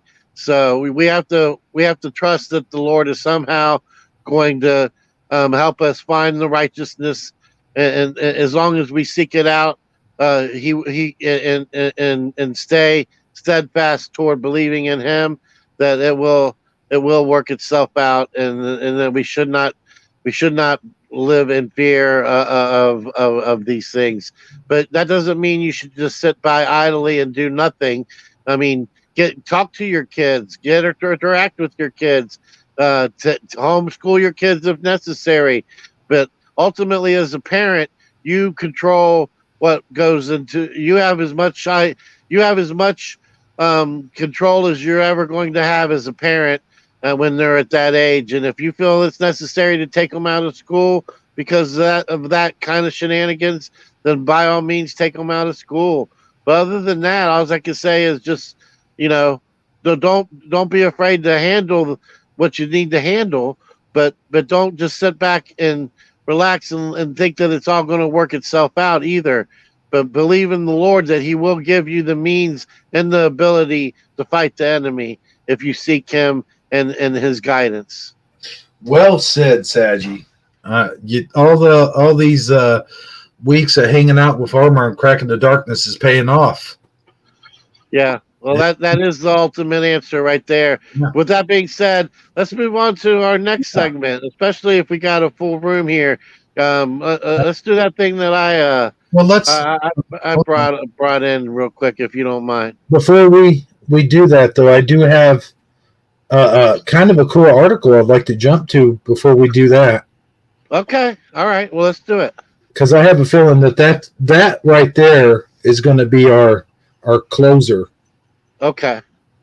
Well, that and Amazon Line's creepy critters. Yeah, those creepy critters. Those darn creepy critters.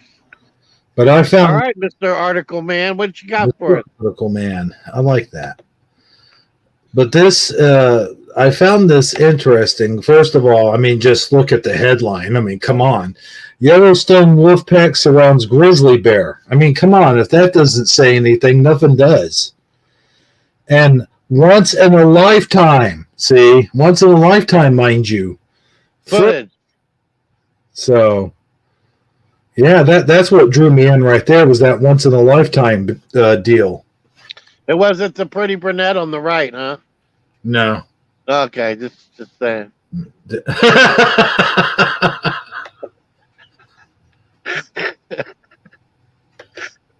I've already got a pretty fiery redhead. I'm just busting your balls. I thought it would be funny to say. I like her boots, though. I have to admit. Amazon Lion, I can kind of see you wearing boots like that. What do you think? I might on the days that I get upset. Get upset.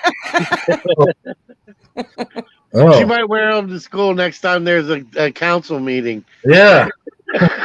Put them on, start singing, these boots are made for walking.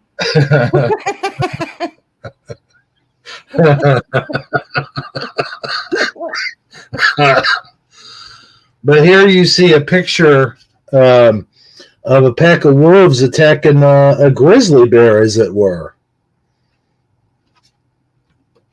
Very interesting to see what this article says. Yeah, who's attacking who? Are the wolves attacking the bear? Or is the bear attacking the wolves? What's going on here? Hard to tell from that photograph. So let's read it.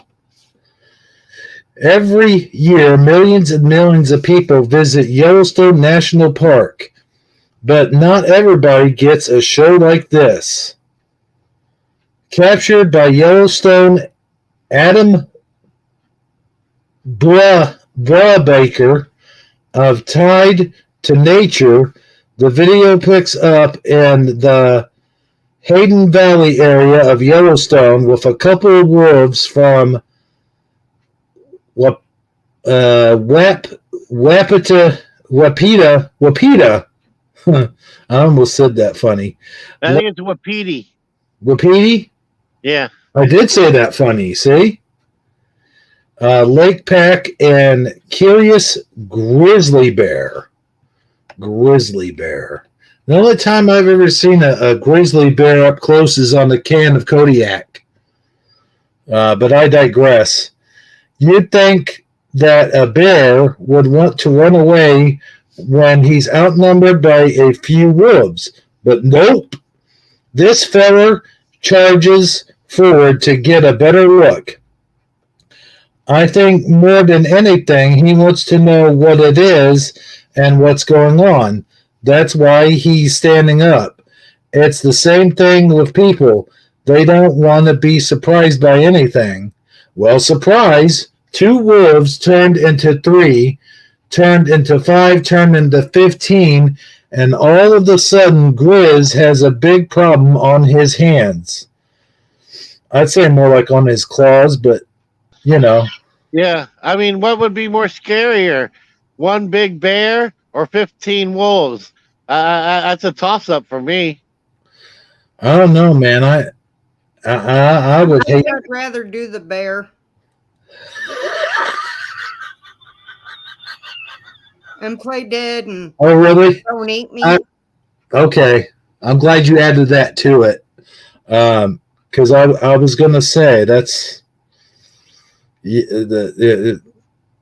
never mind. I was going to turn that whole thing into like a gay joke, but I'll pass. Sorry, folks. Sorry. Stay focused, T-Bro. Stay focused. Okay. All right, here we go. And while they circled him up and down, nipping at him, our guide explains in the video that they're most likely just trying to escort him away from their territory and that there wasn't any intention to kill the bear. Well, you know what they say, curiosity killed the bear, right? Yeah. They do say that, don't they? Yeah. Yeah, and then he was a rug in front of my fireplace. They're just leading him away, so it's not like they're attacking him. But it's saying, hey, we don't want you here. Well, Get lost, applesauce. Yeah. Sounds like to me they're bearist. Never mind. basically herding the bear away like a pack of sheepdogs, just a little more aggressive. I think it goes without saying, but folks on the guided tour were more than thrilled with this kind of encounter. If you get the chance to get over to Yellowstone, I highly recommend you go. Well, not after this article, I'm not.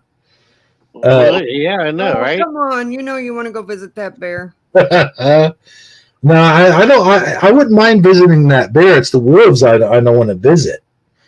But Bear Baker called the encounter a once-in-a-lifetime sighting. Yeah, because after that, those wolves get a hold of you, your life is pretty much over. I had the awesome opportunity to share this once-in-a-lifetime wolf and grizzly sighting while on tour at Yellowstone today.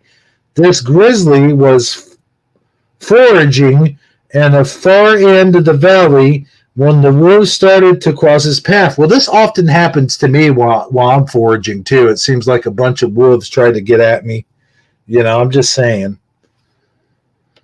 The grizzly started standing up on his hind legs to get a better view of what was going on, and then started to approach the wolves. Soon the rest of the wolf pack, which is also a name of a group of wrestlers, appears and escorts the bear into the trees. Sounds like a wild night at the Roxbury. So here's a video if you guys want to watch it. All right. Get it full screen. Full screen. There's some other ones. The other one's coming in. Okay, yep. There you go. Nancy's he's still standing. Oh, there he's standing up again. Oh man. There's bedded ones, and they're kind of all over.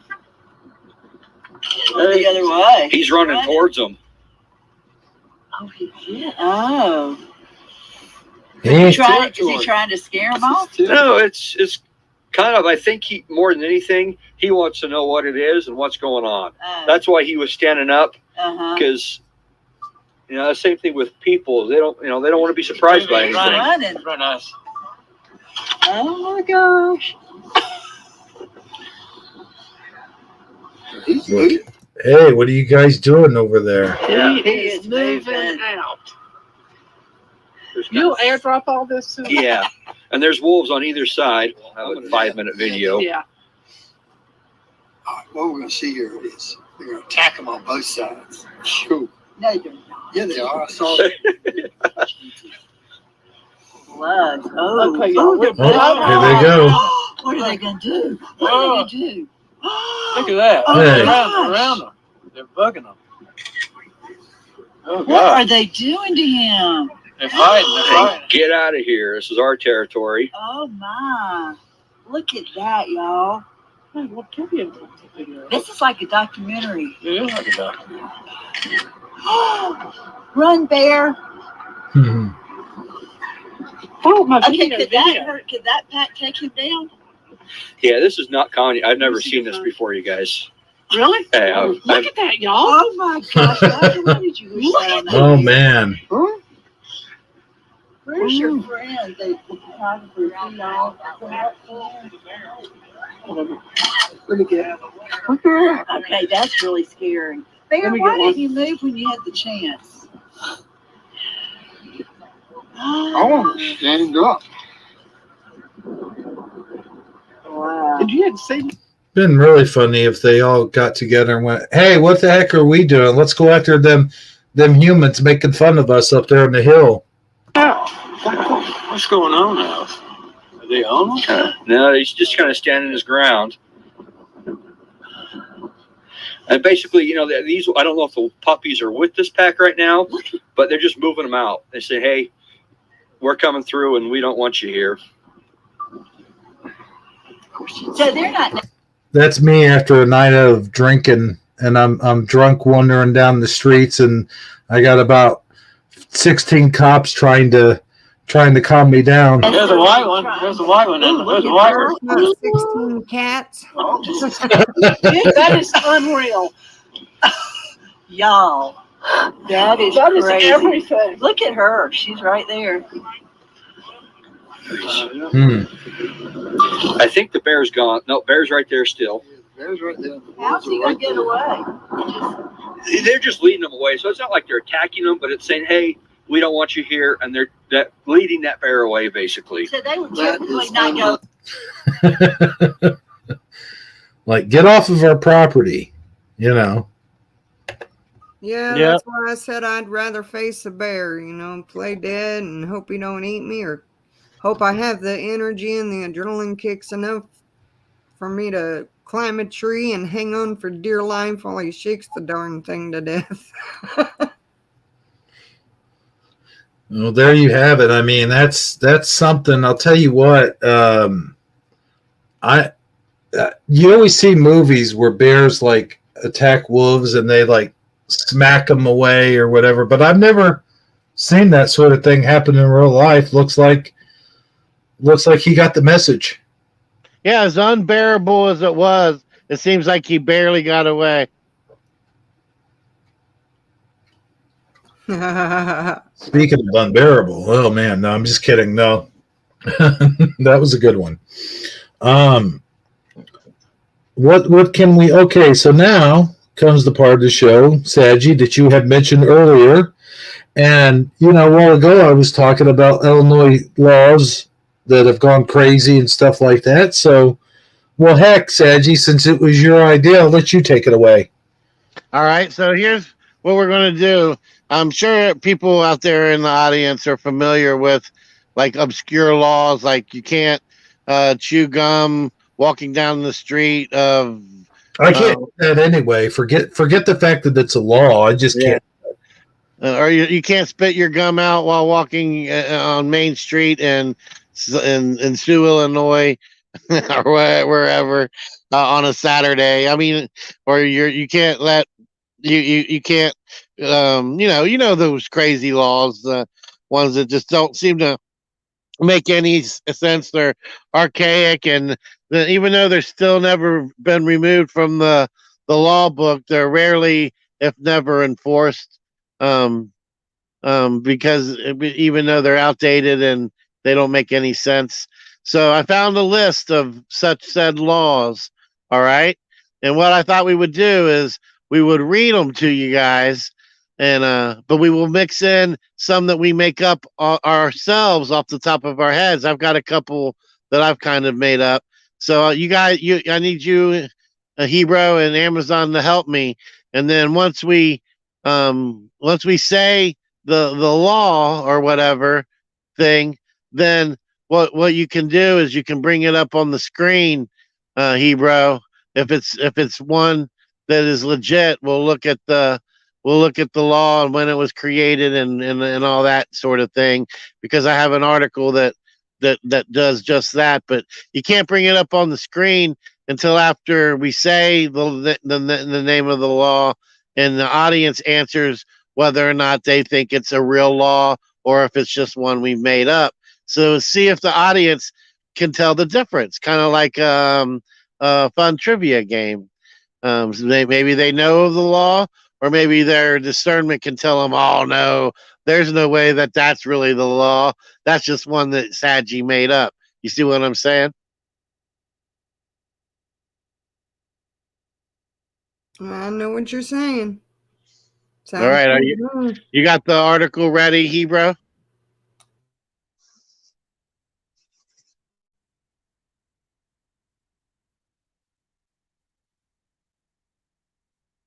Yeah, I'm sorry. I was muted up. Let me let me go ahead and get the article up. All right. And what I'll let you do is since you can see it whether it's on the screen or not. Let's just go ahead and look at one or two of them before we start mixing in some bogus ones. All right. Sounds good. I'm trying to oh, there it is. All right. There we are. Okay, so we're going to say one or two until we start mixing it up, or are we going to... Yeah, go ahead and bring it up on the screen for now. Let's look at a couple of them and get the vibe going. All right, let me go ahead and Let's see. All right, so this is a list of 50 of the craziest state laws from around the United States. We may or may not get through all 50 of them, but that's more than enough to work with. All right, so go ahead and scroll down a little bit. All right. There's no doubt about it. There are some crazy, bizarre state laws that exist in the United States. Sure, they may have made sense when they were written, but today they're truly weird state facts about American laws are enough to make anyone question why they were created in the first place. Not to mention they make for some great you have to move the ad there, buddy. Oh, you can't. Okay, there you go. Yeah. Great random trivia to stump your friends. Who knew, for instance, that it's illegal for a donkey to sleep in a bathtub in Arizona, or that you technically can't send your friends a surprise pizza in Louisiana? Did you know you couldn't send your friend a surprise pizza in Louisiana? No, I had no idea. Yeah, you could go to jail for such things.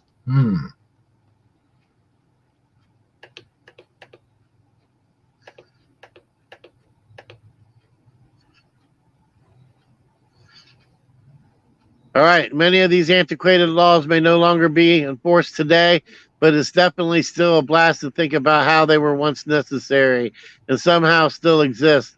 In some cases, from random facts about food to truly ridiculous rules about animals in every state. They get ready to laugh, gawk, and master your side eye while clicking through the most absurd laws and bans in the great United States. All right. Cool. So I guess scroll down on the main scroller on your right there. Oh.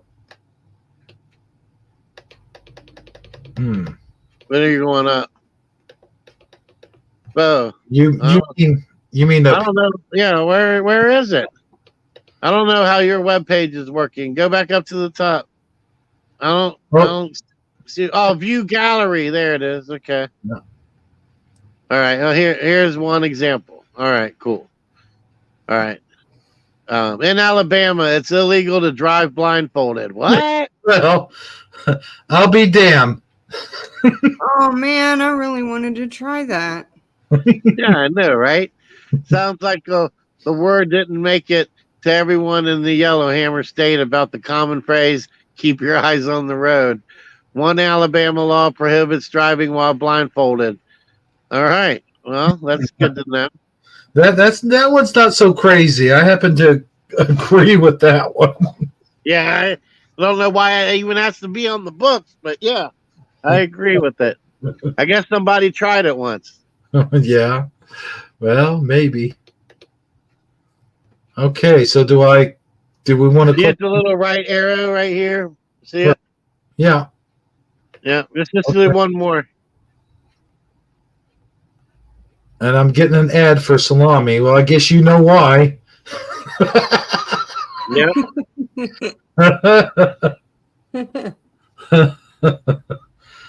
Okay. In Alaska, you can't put an animal in the back of an open vehicle. To a dog, nothing sparks more joy than a cool breeze on an open road. Me too.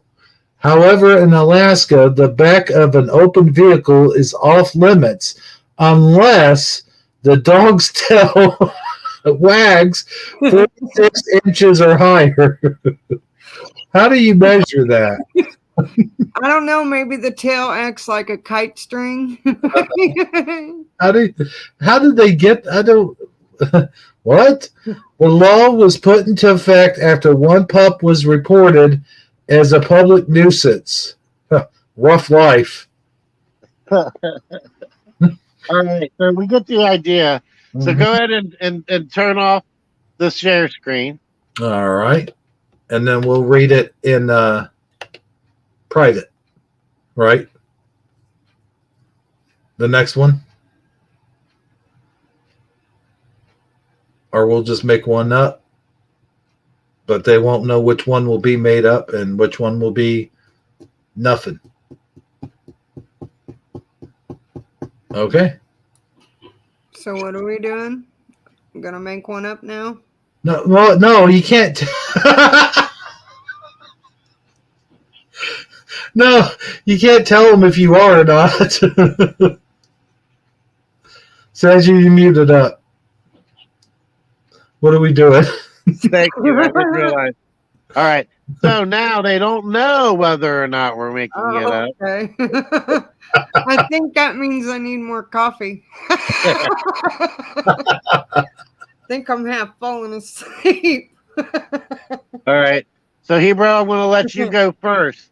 You say a crazy law, and then me and Amazon Lion will try to guess as well.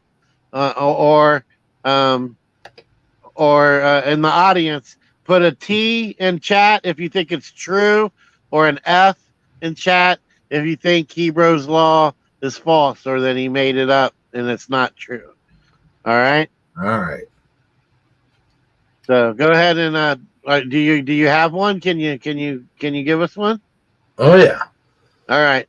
Let's hear it. In Arkansas, you can't honk your horn near a sandwich shop after 9 p.m.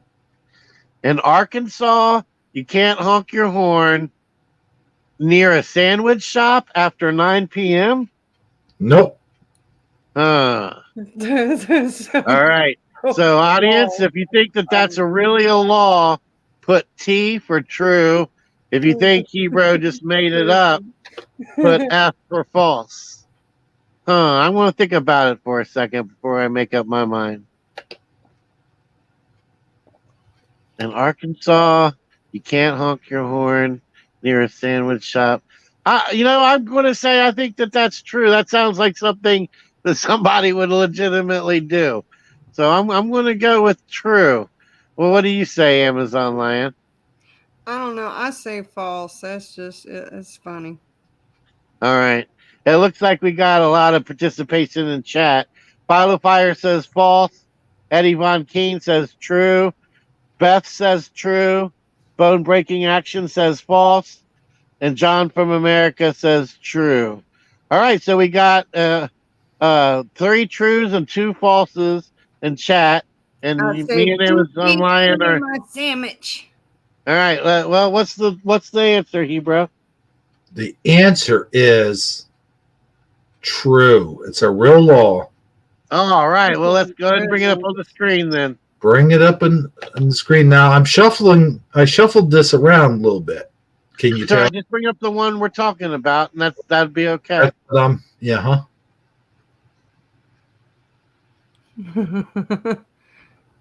And I'd be tempted to go after 9 p.m. and just honk and say, "Give me my sandwich."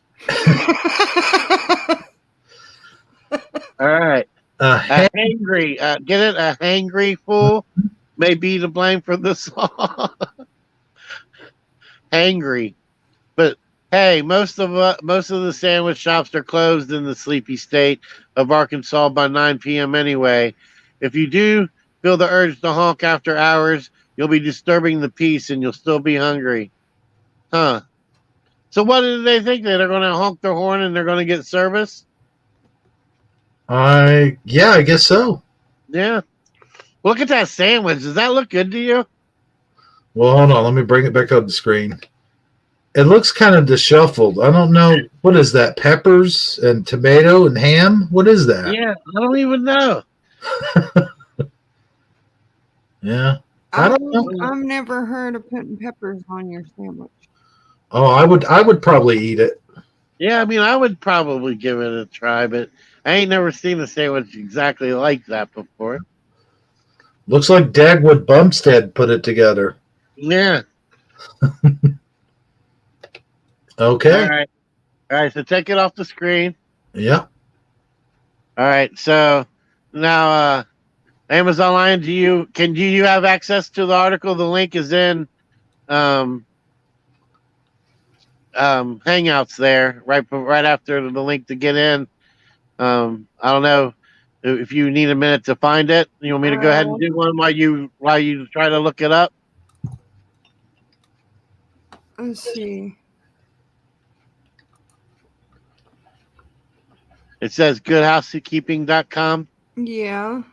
Okay, well, you can click on it on your end if you want to have the list available to you.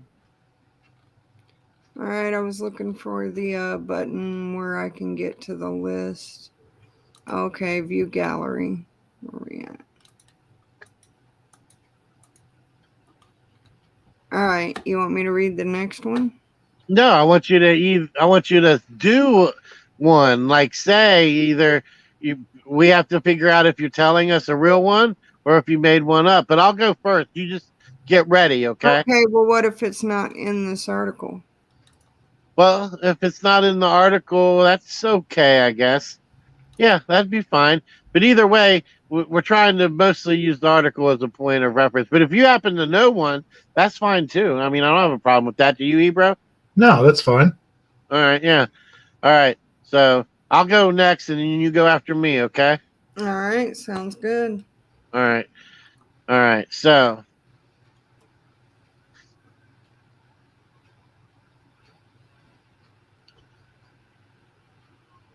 let's say, all right, I think I'm ready. In Arizona, it's illegal for a donkey to sleep in a bathtub. True or false? In Arizona, it's illegal for a donkey to sleep in a bathtub. Do you think I'm making it up, or is it a real law? What do you say, Hebrew?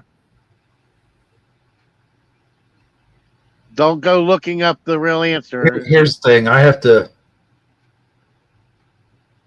Well, I'm not asking you. Let's just ask the audience because you could have, you might, you have insight. You can tell if I made it up or if it's on the list. Yeah. Let's ask the audience for now. All right. So I'm watching audience. In Arizona, it's illegal for a donkey to take a bath in a bathtub. Or to sleep in the bathtub, I meant to say. All right, we're looking for true or false.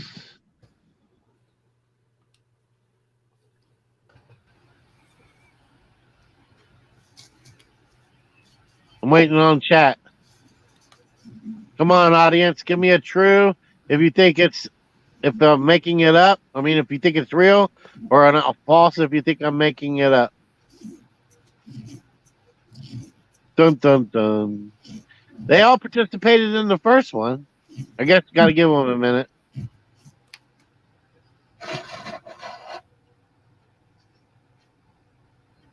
I heard the police going by. Maybe it's illegal to put your cigarette out at your computer desk while you're doing a Shifty Sunday broadcast. Right. Yeah.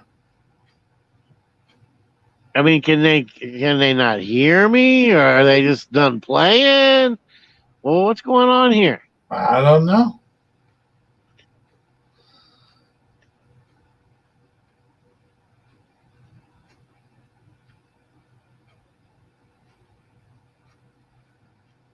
They're making jokes so they can hear you. Yeah, how do you get a donkey in a bathtub? Well, I need you guys to type T if you think it's a true law, or type F if you think it's false.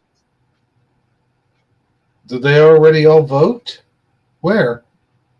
Oh, John from America said F. Yeah, but you voted on the last one. Oh, John from America F. Put like F donkey, so I know you're referring to the donkey one. And not the last one, right? Yeah. Okay, now they're all coming in. Pilot Fire says true. John from America says F. Bone Breaking Action says true. Beth Bromley says we voted. So Beth voted true. She thinks it's true. All right. So it looks like everybody but John from America thinks it's true. All right. So go ahead and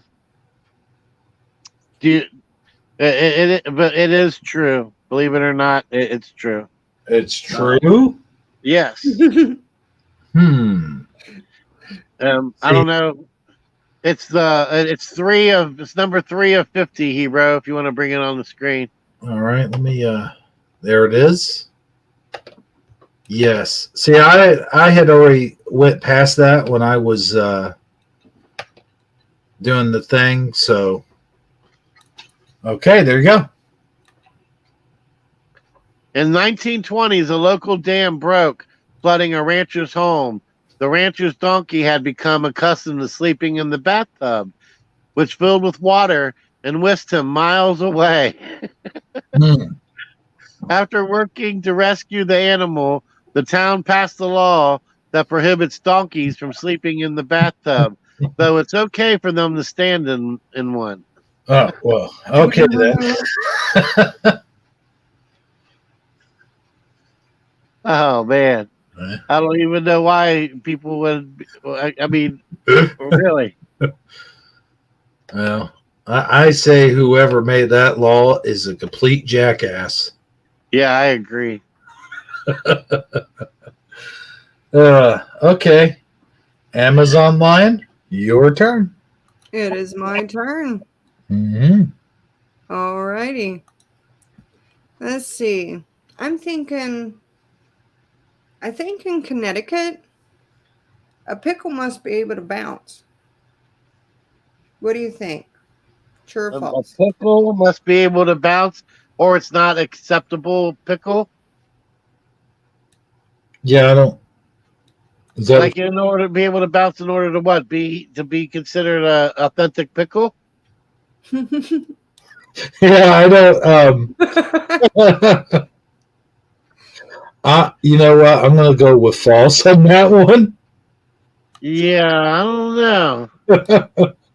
I mean, is there anything more specific? It just has to bounce, huh? Yeah. I know. Yeah. All right. All right, audience. Do you think Amazon Lion's law is true?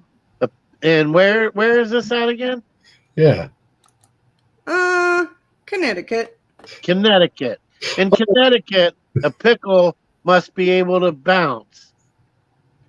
True for true. Or false?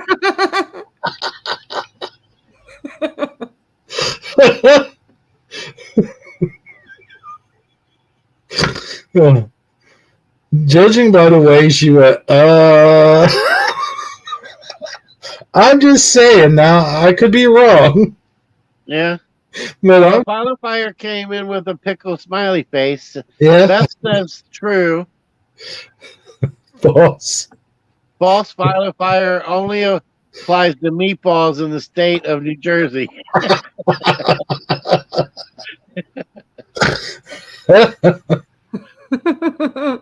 Bone breaking action. Mine bounces. So am I cool or no? Yeah, I don't think you'll get arrested for a non-bouncing pickle.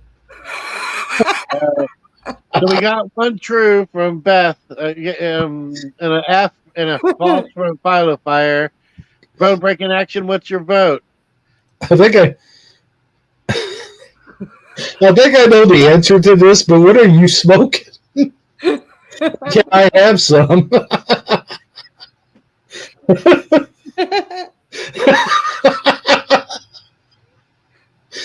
Sounds like you already are. Go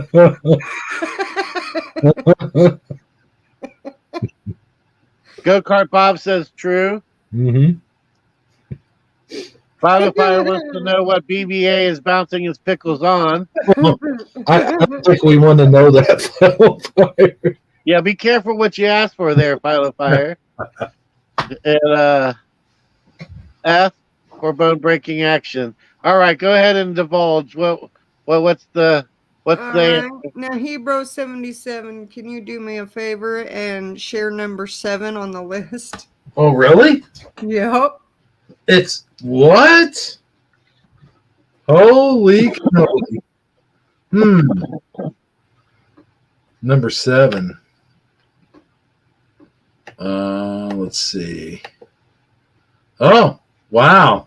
I may have put in my poker voice. This is yeah, you sure did. Check this out. All right, let's see. Wow.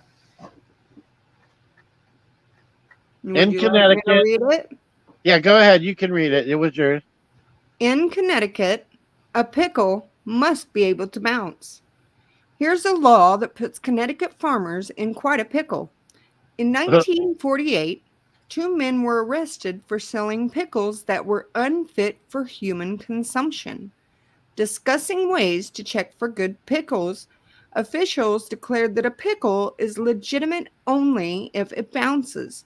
The pickles in question did not bounce, so the 2 men were arrested and fined, and the pickles were destroyed.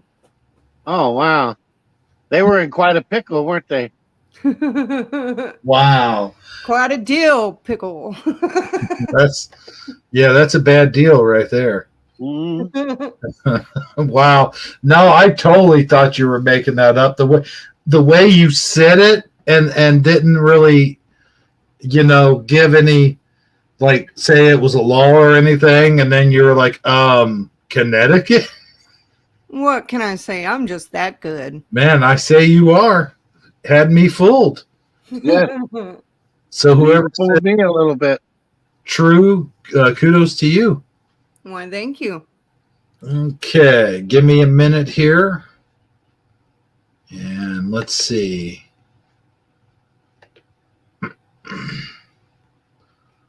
All right. Okay. All right, I think I'm ready. All right, so we're going to guess if you're making it up or if it's a real law. Go ahead, sir. Okay. Did you know that in Wyoming it is illegal to hang cat turds in the Christmas tree for Christmas ornaments? Oh my gosh. Are you kidding me right now? If it's not, it should be. I would vote for that law. I would vote it in place. Illegal? Where is this at again? In Wyoming. In Wyoming. It's illegal to use cat turds as Christmas ornaments. Or in the Christmas tree. Yes. You know how much cats love to hang out in Christmas trees. Oh my gosh. Well, they just wanted to add their ornament too. Yeah.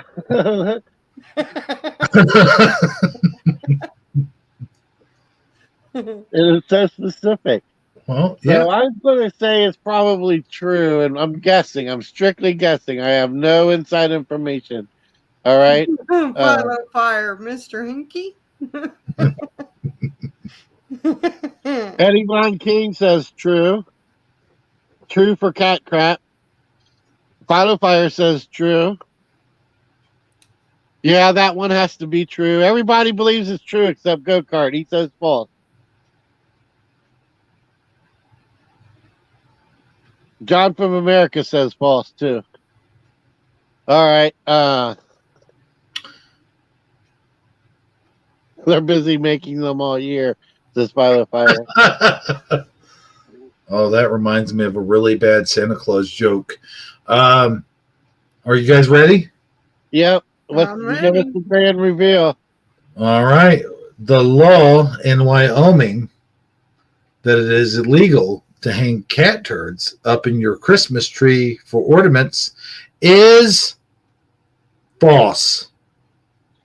So, you made it up. Go-Kart Bob got it right. Yeah, I made it completely up.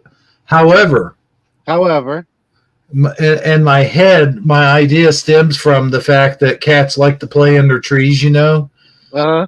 and that maybe a long time ago, like they would leave them there, and people they would get tangled up in the tinsel foil, and then people would pick them up and put them in the trees there. That was going to be my cover story, but yeah, it's totally made up. Okay. But see, I had a whole story behind it. See,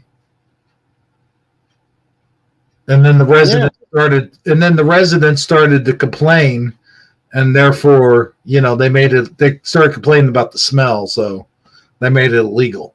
See, all right. That was going to be my cover story. All right, all right. Yeah. That's pretty good. All right, I got one for you guys. Okay.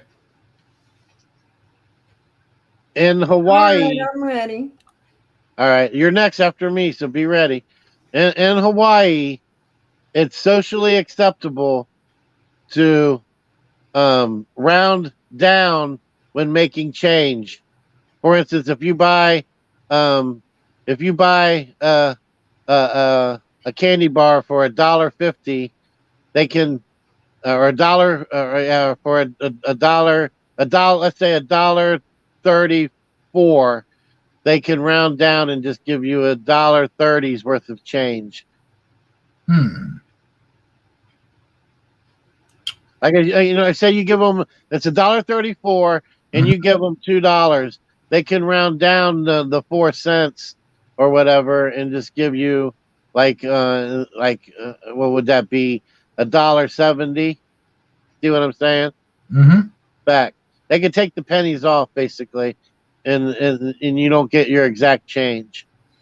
But that's only in Hawaii. I'm going to say that one is true.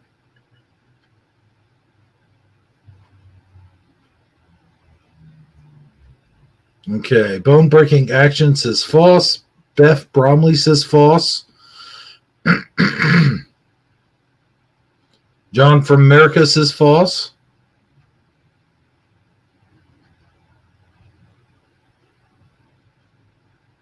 Okay, so we got so far 1, 2, 3, 4, 5 falses because File of Fire says false.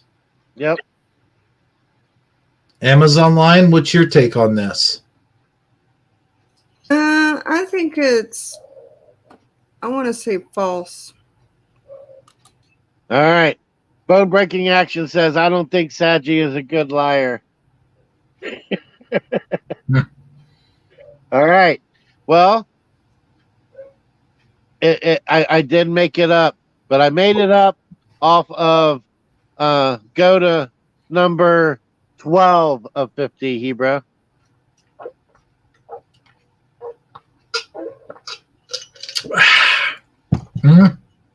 Sorry, I was taking a drink of my tea. All right. Let me go down to number what? 12. 12. I did make up the law, but I used this as my inspiration. Oh.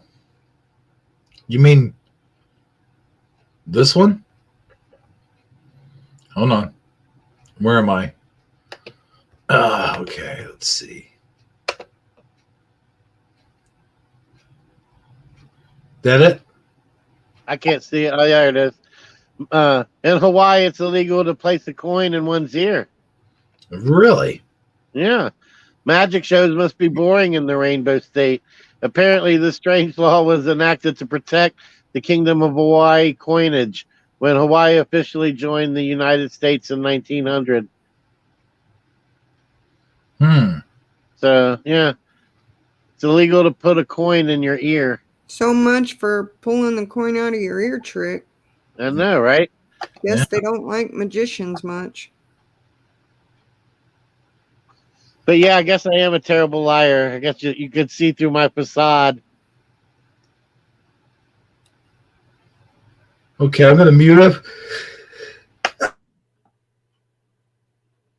Oh, I had to sneeze. Okay, but I guess it's Amazon Line's turn now. Alrighty. Well, I have one. Let's see. In Illinois,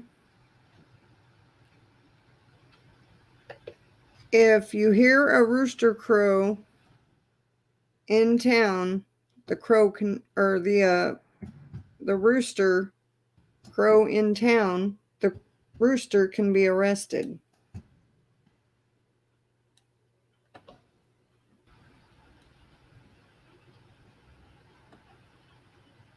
True or false?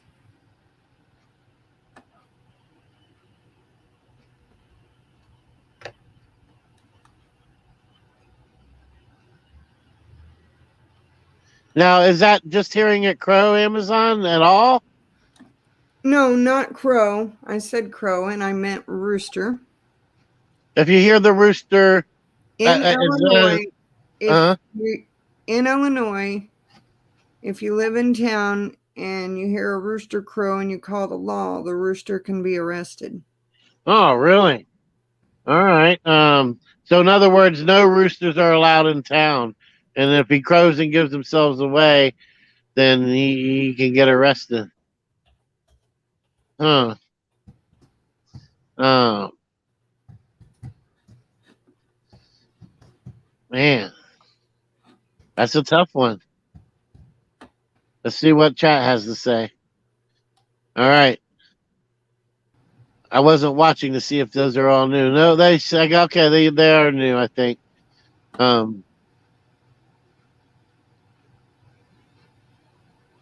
I don't know if those are new or not. Totally fake. Atomic Rooster. Final Fire, is your false about the rooster? I believe so. Bro Breaking Action's got a true. Beth has a true. Go-Kart Bob has a true. All right. Well, what's the reveal, Amazon? Well, unfortunately, I don't have a full reveal, but I do know it to be true. Oh, really? All right. If somebody wants to look it up, anybody, feel free. I will take your word for it. Make them work for it. It is true. I've read through things like that before and found it very surprising that a rooster can be arrested. Like, exactly where do you take the rooster after you arrest it? Is Bro prison. jail? Or the rooster prison. I can't find anything so far. I've been looking, but maybe I've been looking in the wrong places. Sergi, if you want to tackle that. No, I say we just take her word for it and just keep moving. Okay, well. Okay. All right, so it's your turn. You're up. All right. Let me let's see here.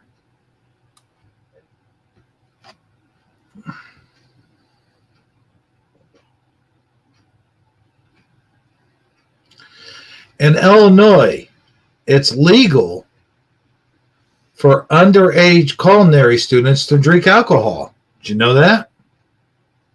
In Illinois, it's legal for underage culinary students to drink alcohol. That's right. I mean, I can see how that could be true because they gotta learn how to use alcohol. Have a sober mind. Yeah, they gotta use alcohol sometimes when they're cooking, and sometimes they might have to actually taste the stuff that they're cooking, and hence they're drinking the alcohol. So I'm gonna say true. Okay. I'd say true. We've got Eddie Von Kuhn with true. Beth Bromley says true. Beth Bromley says true. Mm-hmm.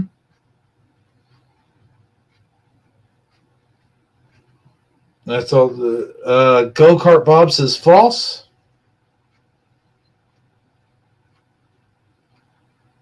Bone Breaking Action says fake. Yep.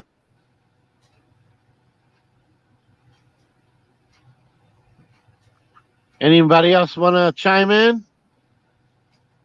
If you're under 21 and alcohol burns off when cooking. All right. Says Michael Fontaine. I guess he's saying that that's true. I don't know. I wish you would have just put a TRF with it. I know.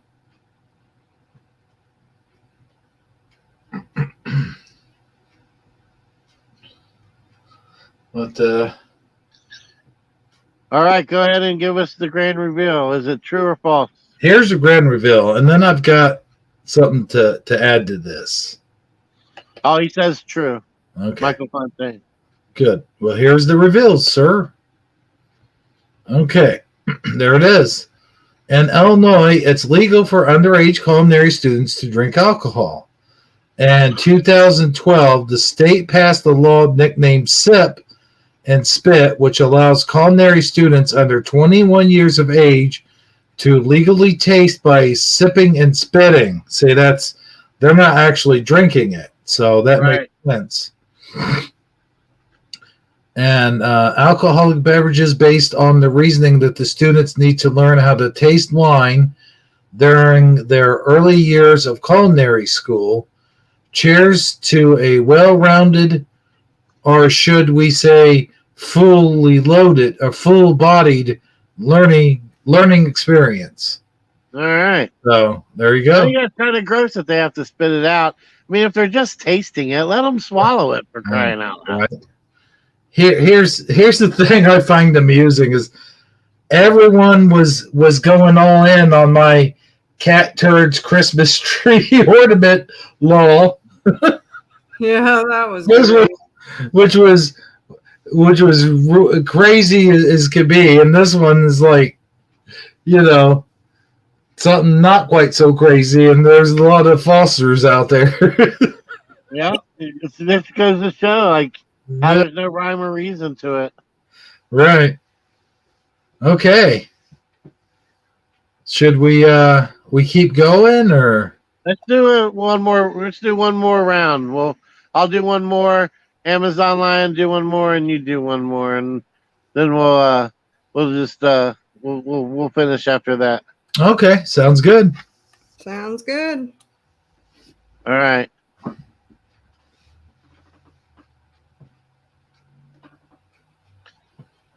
You were right again, go-kart. Good job.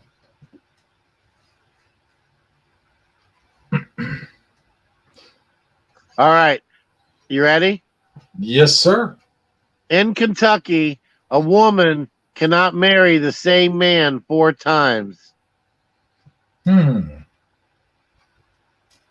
know what? True or false? I In went. Kentucky, a woman cannot marry the same man 4 times. In Kentucky, a woman cannot marry the same man 4 times, huh? Yep. You know what? I'm going to go. Last time I went with true. This time I'm going to go with false. All right. Just to switch things up a bit. All right. Michael Fontaine says true.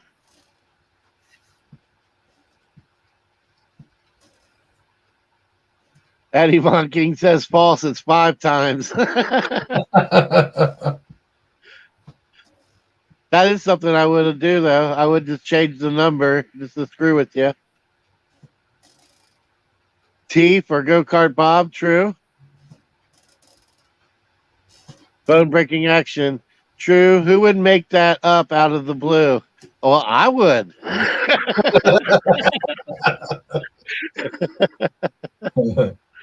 False for Beth Bromley.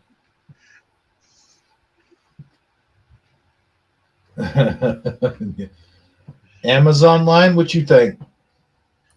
I think it's true. Why? I mean, why would someone, if they got married 3 times and got divorced, all of a sudden think it's going to work the 4th time? Well, people are thick-headed, Yeah.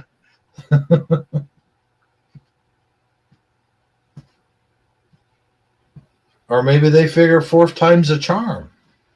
I don't know. My mom thought the same thing. All right, so go to number 17 of 50, Hebrew. Oh, that means it's true then. We're about to find out. What did you say, 17? Yeah, 17. It's... Oh, I passed it up. Okay, there we go. And I heard a dong. That was a dong from me, I think. Okay. There we go.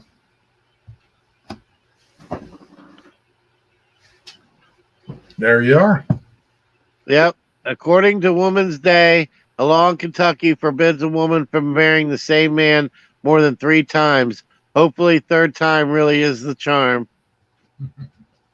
Now, do you think they would enforce that law if it ever was the? I don't know how many people would ever actually, test it, but if you really decided there was the fourth try was in order, do you think the judges would prevent it and say, nope, lady, there's a law here in Kentucky says you can't get married again?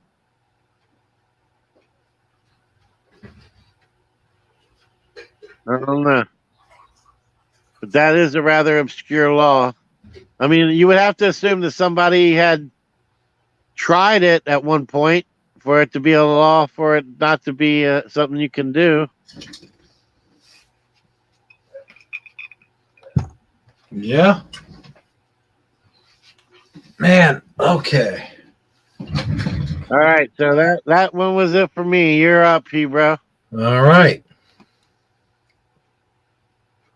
In the state of Nebraska, it is illegal to sell broccoli after 4 p.m. on Sundays. In Nebraska, it's illegal to sell broccoli after 4 p.m. on Sundays. Huh. In Nebraska, illegal to sell broccoli after 4 p.m. on a Sunday. Monday, Tuesday, Wednesday, Thursday, Friday, and Saturday, perfectly fine. Yep. But not on a Sunday. I think that's false. False? I'm going to go with true. I'm going to say true. All right, let's see what the audience has to say. Yeah, Go-Kart Bob, you're on a roll. You guessing them right all the time.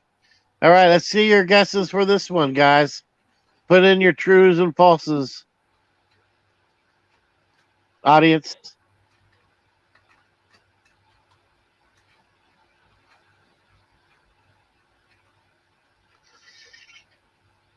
Go-Kart Bob says false. Chimed in early. Michael Fontaine said true. Oh, yeah. No, he said false. Fake. No, Eddie Von Keene said fake. Oh, yeah.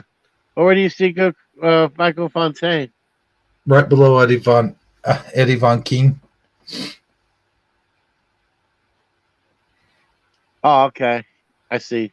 Bone Breaking Actions is fake or false. Yep. Never on a Sunday. So I assume that's a false. Yeah.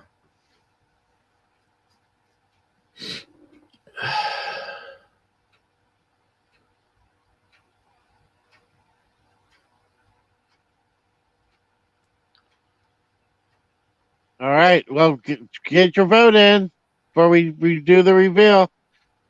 Oh, yeah. Amazon Lion. Vital Fire says false. Did you already? Oh, yeah. She already said false, didn't she? Yep. Yeah, I think it's false. And I'm going with true. All right. So go ahead with the grand reveal there, Mr. Hebrew 77, sir. Okay. Let's go to number 27. No, I'm just kidding. It's false. Yay! I got it right. You guys got it. Those guys in the audience would have shit though if it was real. Yep, they would have been shitting broccoli. Hey, I gotta tell you, I love broccoli. I have lots of frozen broccoli, but there is this falsehood does stem from a real law that in Illinois it is illegal to sell alcohol before 1 p.m. on a Sunday. Oh, yeah, that's true in a lot of states. Yeah. Yeah, that's true in a lot of states. All right. Amazon Lion, do you want to do one more? Sure, I will. All right, you're up. Alrighty. In a part of Illinois, it's against the law to eat inside a burning building. Well, I would hope so. Imagine though you're a firefighter and you got this like really long building. It's taking forever, and you're like, man, if I could just eat my sandwich. Yeah, actually, I imagine like a restaurant's on fire, right? And everyone So is this at the true or restaurant, false? and there's that one guy just sitting there, and he's like, "I'll be damned if I'm leaving before I finish this $10 meal or I $20." can see that. I can see you doing that. Like, you paid a lot for this steak. Yeah. I paid $15.99 for this. I ain't getting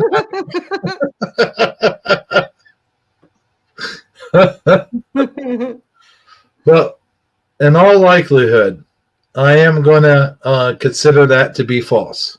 All right. I'm going to say true because it makes sense. Okay.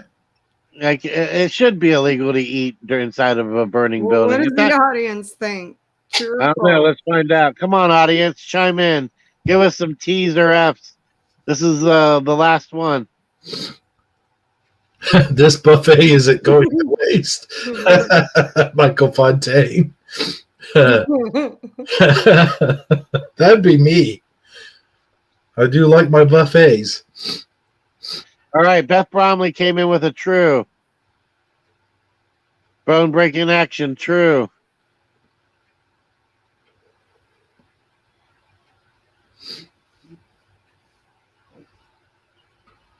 Waiting on them to come in.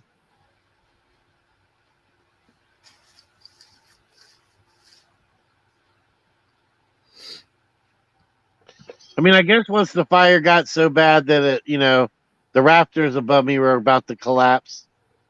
Wildfire, how would you like your steak? Well, or well? Well, what will it be? She Think thinks it's true, says Wildfire. Mm-hmm. All right. All right. Well, you got 10 more seconds, chat. 10 more seconds. Crispy rooster. What is it with this night and being all talk about chickens and roosters and all of this? By tomorrow, I'm gonna want to get the 8-piece meal down at KFC. Yeah, for sure.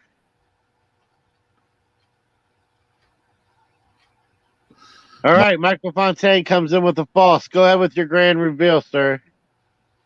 Well, Sure. Or I'm sorry, November Amazon. 7, if you will go into your Hangouts, and it's the picture on the very bottom. Very bottom. Does it have a number over it?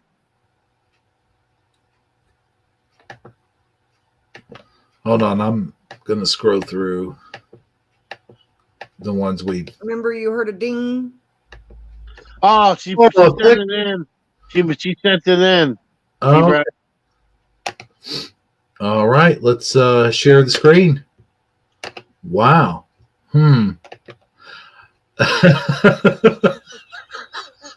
This is literally in a part of Illinois. This is Chicago. Uh-huh. Number 6. Here we go with Chicago again. You are prohibited from eating inside a burning building when you're in Chicago. At the bottom. Great. Now there goes my Thursday plans. Yeah, right? Jeez. Who decided that, the building's on fire, but I need to stay here and eat?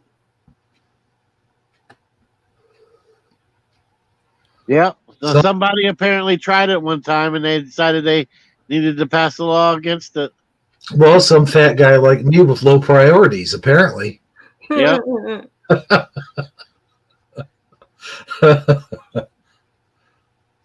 Well, that was actually pretty fun. I'd say we keep that list handy, or we might revisit this sometime and do this again sometime again in the future. It seems like everybody enjoyed it.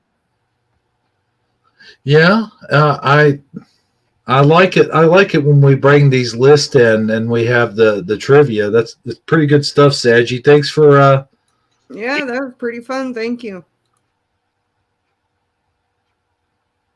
But there's no way we could have. I mean, we could do it forever, but we do have, we're 2 hours and 40 minutes into the show, and we still got more to cover. That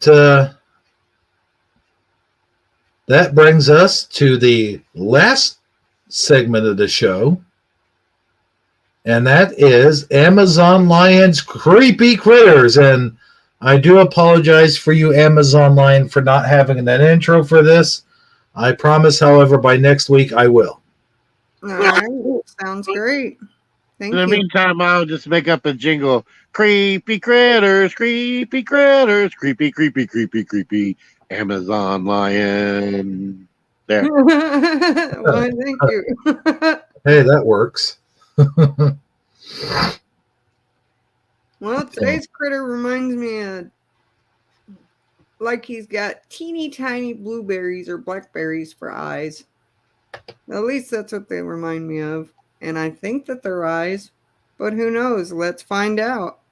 Let's find out on today, this week's edition of Amazon Lion's Crispy Critters.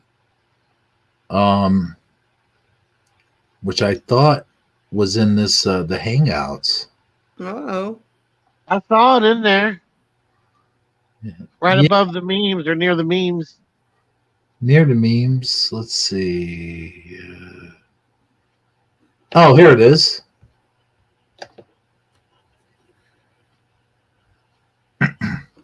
There is a article with this and a wow, that picture creeps me out. Okay. Warning. If anybody is a bit squeamish or anything like that, then you might want to turn away for this, at least the photograph. But if you're not, then hey, you're in the right place. Here is Amazon Lion's Crispy Critter of the Week. You know who he reminds me of? Who's Remember the little Tweedlebugs off Sesame Street?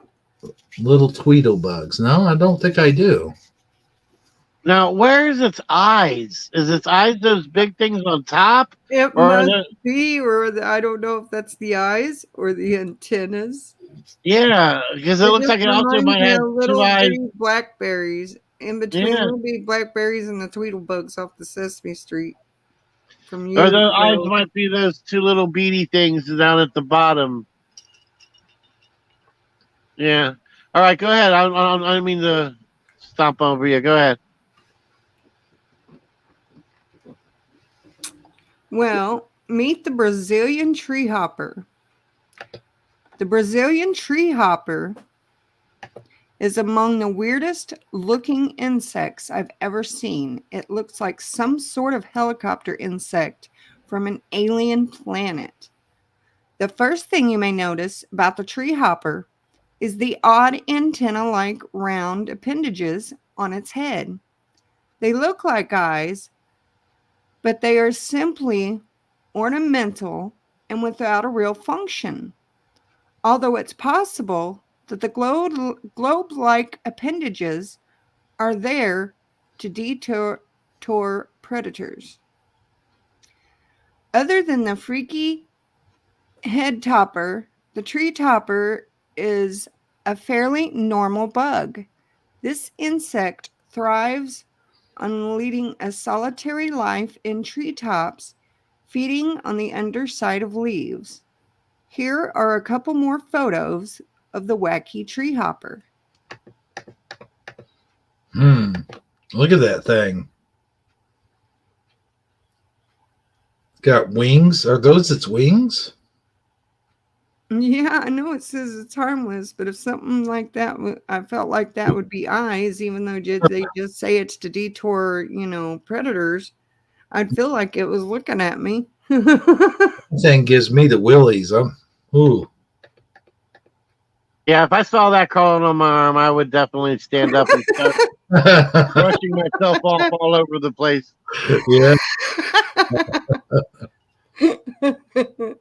Wow, look at this close up of it on a leaf or something. Yeah. Wow. I'd be like, what's wrong with its head? I mean, this thing looks like a monster straight off of a Tim Burton movie. Or an alien, yeah. Yeah.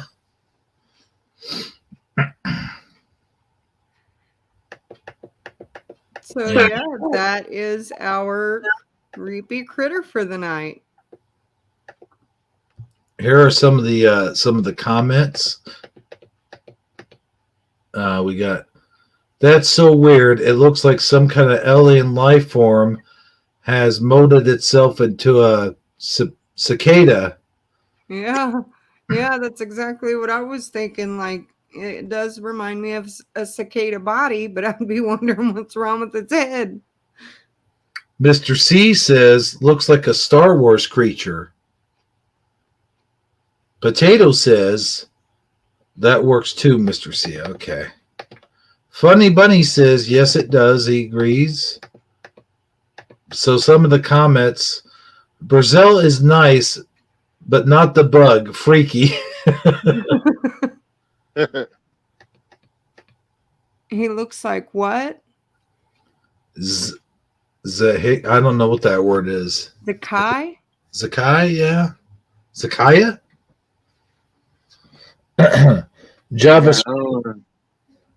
JavaScript says it looks like a cicada with radar tower. Yeah. That'd be I cool. can see that. Yeah. Eek, that's creepy. Oh, man. Yeah, let's take another look here at some of these photographs. Now, I thought maybe there might be a video with this, but I think we can...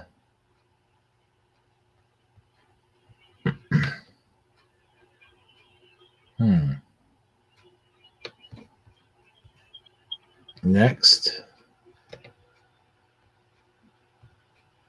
You can see these photographs.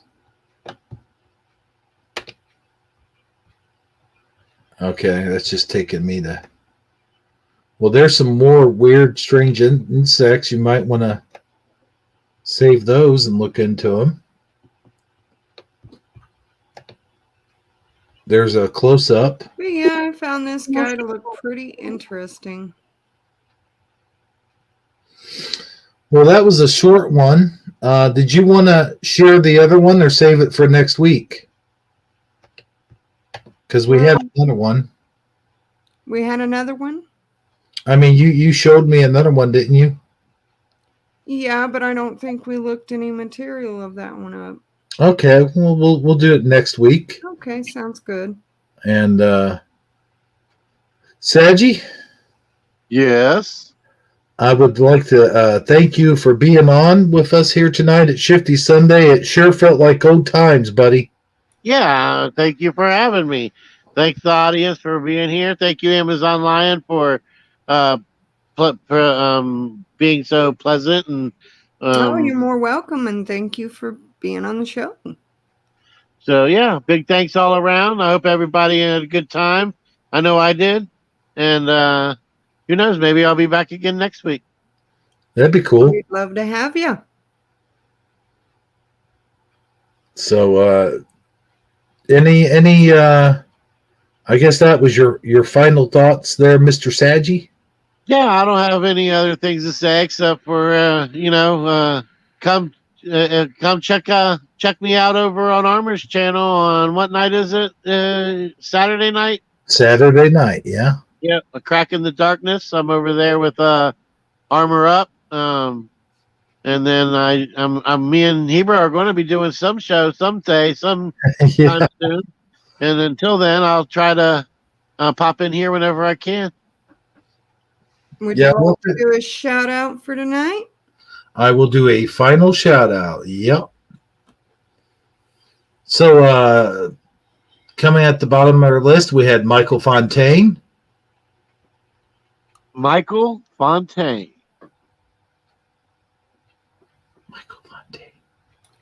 Michael Fontaine. Michael Fontaine. DD74 came in. John Nada, Philo Fire. We had Go-Kart Bob, who got every single one of the answers right. Good for him. Good job, man. Bone-breaking action where cicada creepy monster guys are real. We had Beth Bromley participating in chat and in the game. Eddie Von Kuhn, the real one with a wrench. Let's see here. Scrolling up. I know we've had several. John from America. Let's see here. I know we've had several participants in chat tonight. Oh yeah, it was wonderful in the chat. Thank you all. I'm scrolling up, see if I didn't miss anybody. Thank you all for sharing. Let's see. Oh, we had Suso. He was here earlier. Good old Suso. Nicole Ackerman. Let's see. Getting up to the top here as close as I can. Granny Breaker was here as well. And Brother Matthews. Brother Matthews here at the very beginning. And let's see. I think that's all I see. And the rest are in the Lurkers Lounge. Let's go to new comments. And yeah, that's it. So I'd like to thank everyone for joining us here and keeping those comments going and keeping the thumbs up going. Last time we had like 10 thumbs up, and that was awesome. Thanks, guys, for that. And we'll see you all again on the next Shifty Sunday. And hopefully, like Saji said, we'll probably try to do something on a Tuesday. Tuesdays and Thursdays is what I have open the most, but I know we had mentioned something on Friday, and I even have a title for it. So we'll just see whatever's in the cards, whatever's in store for us. We'll see what happens, and whatever happens. We'll land on one of those days. And thanks again for Saji for coming in here and making it a wonderful Shifty Sunday. And Amazon Lion, thank you for your wonderful input and being here and co-hosting and just being an all-around amazing person yourself. And we'll see. Thank you very much. And good night, everyone. And I hope that you all have a wonderful week. And we'll see everybody real soon on another edition of Shifty Sunday. Good night, everybody. Drive safe. Oh, yeah. Thanks for reminding me, Saji. My computer's being a bit slow here. So, yeah. Plus, I'm trying to get in that last, 2 minutes, maybe. Just saying. But yeah,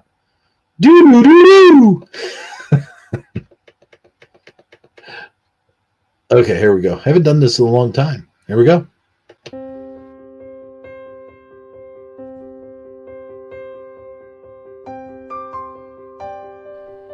However.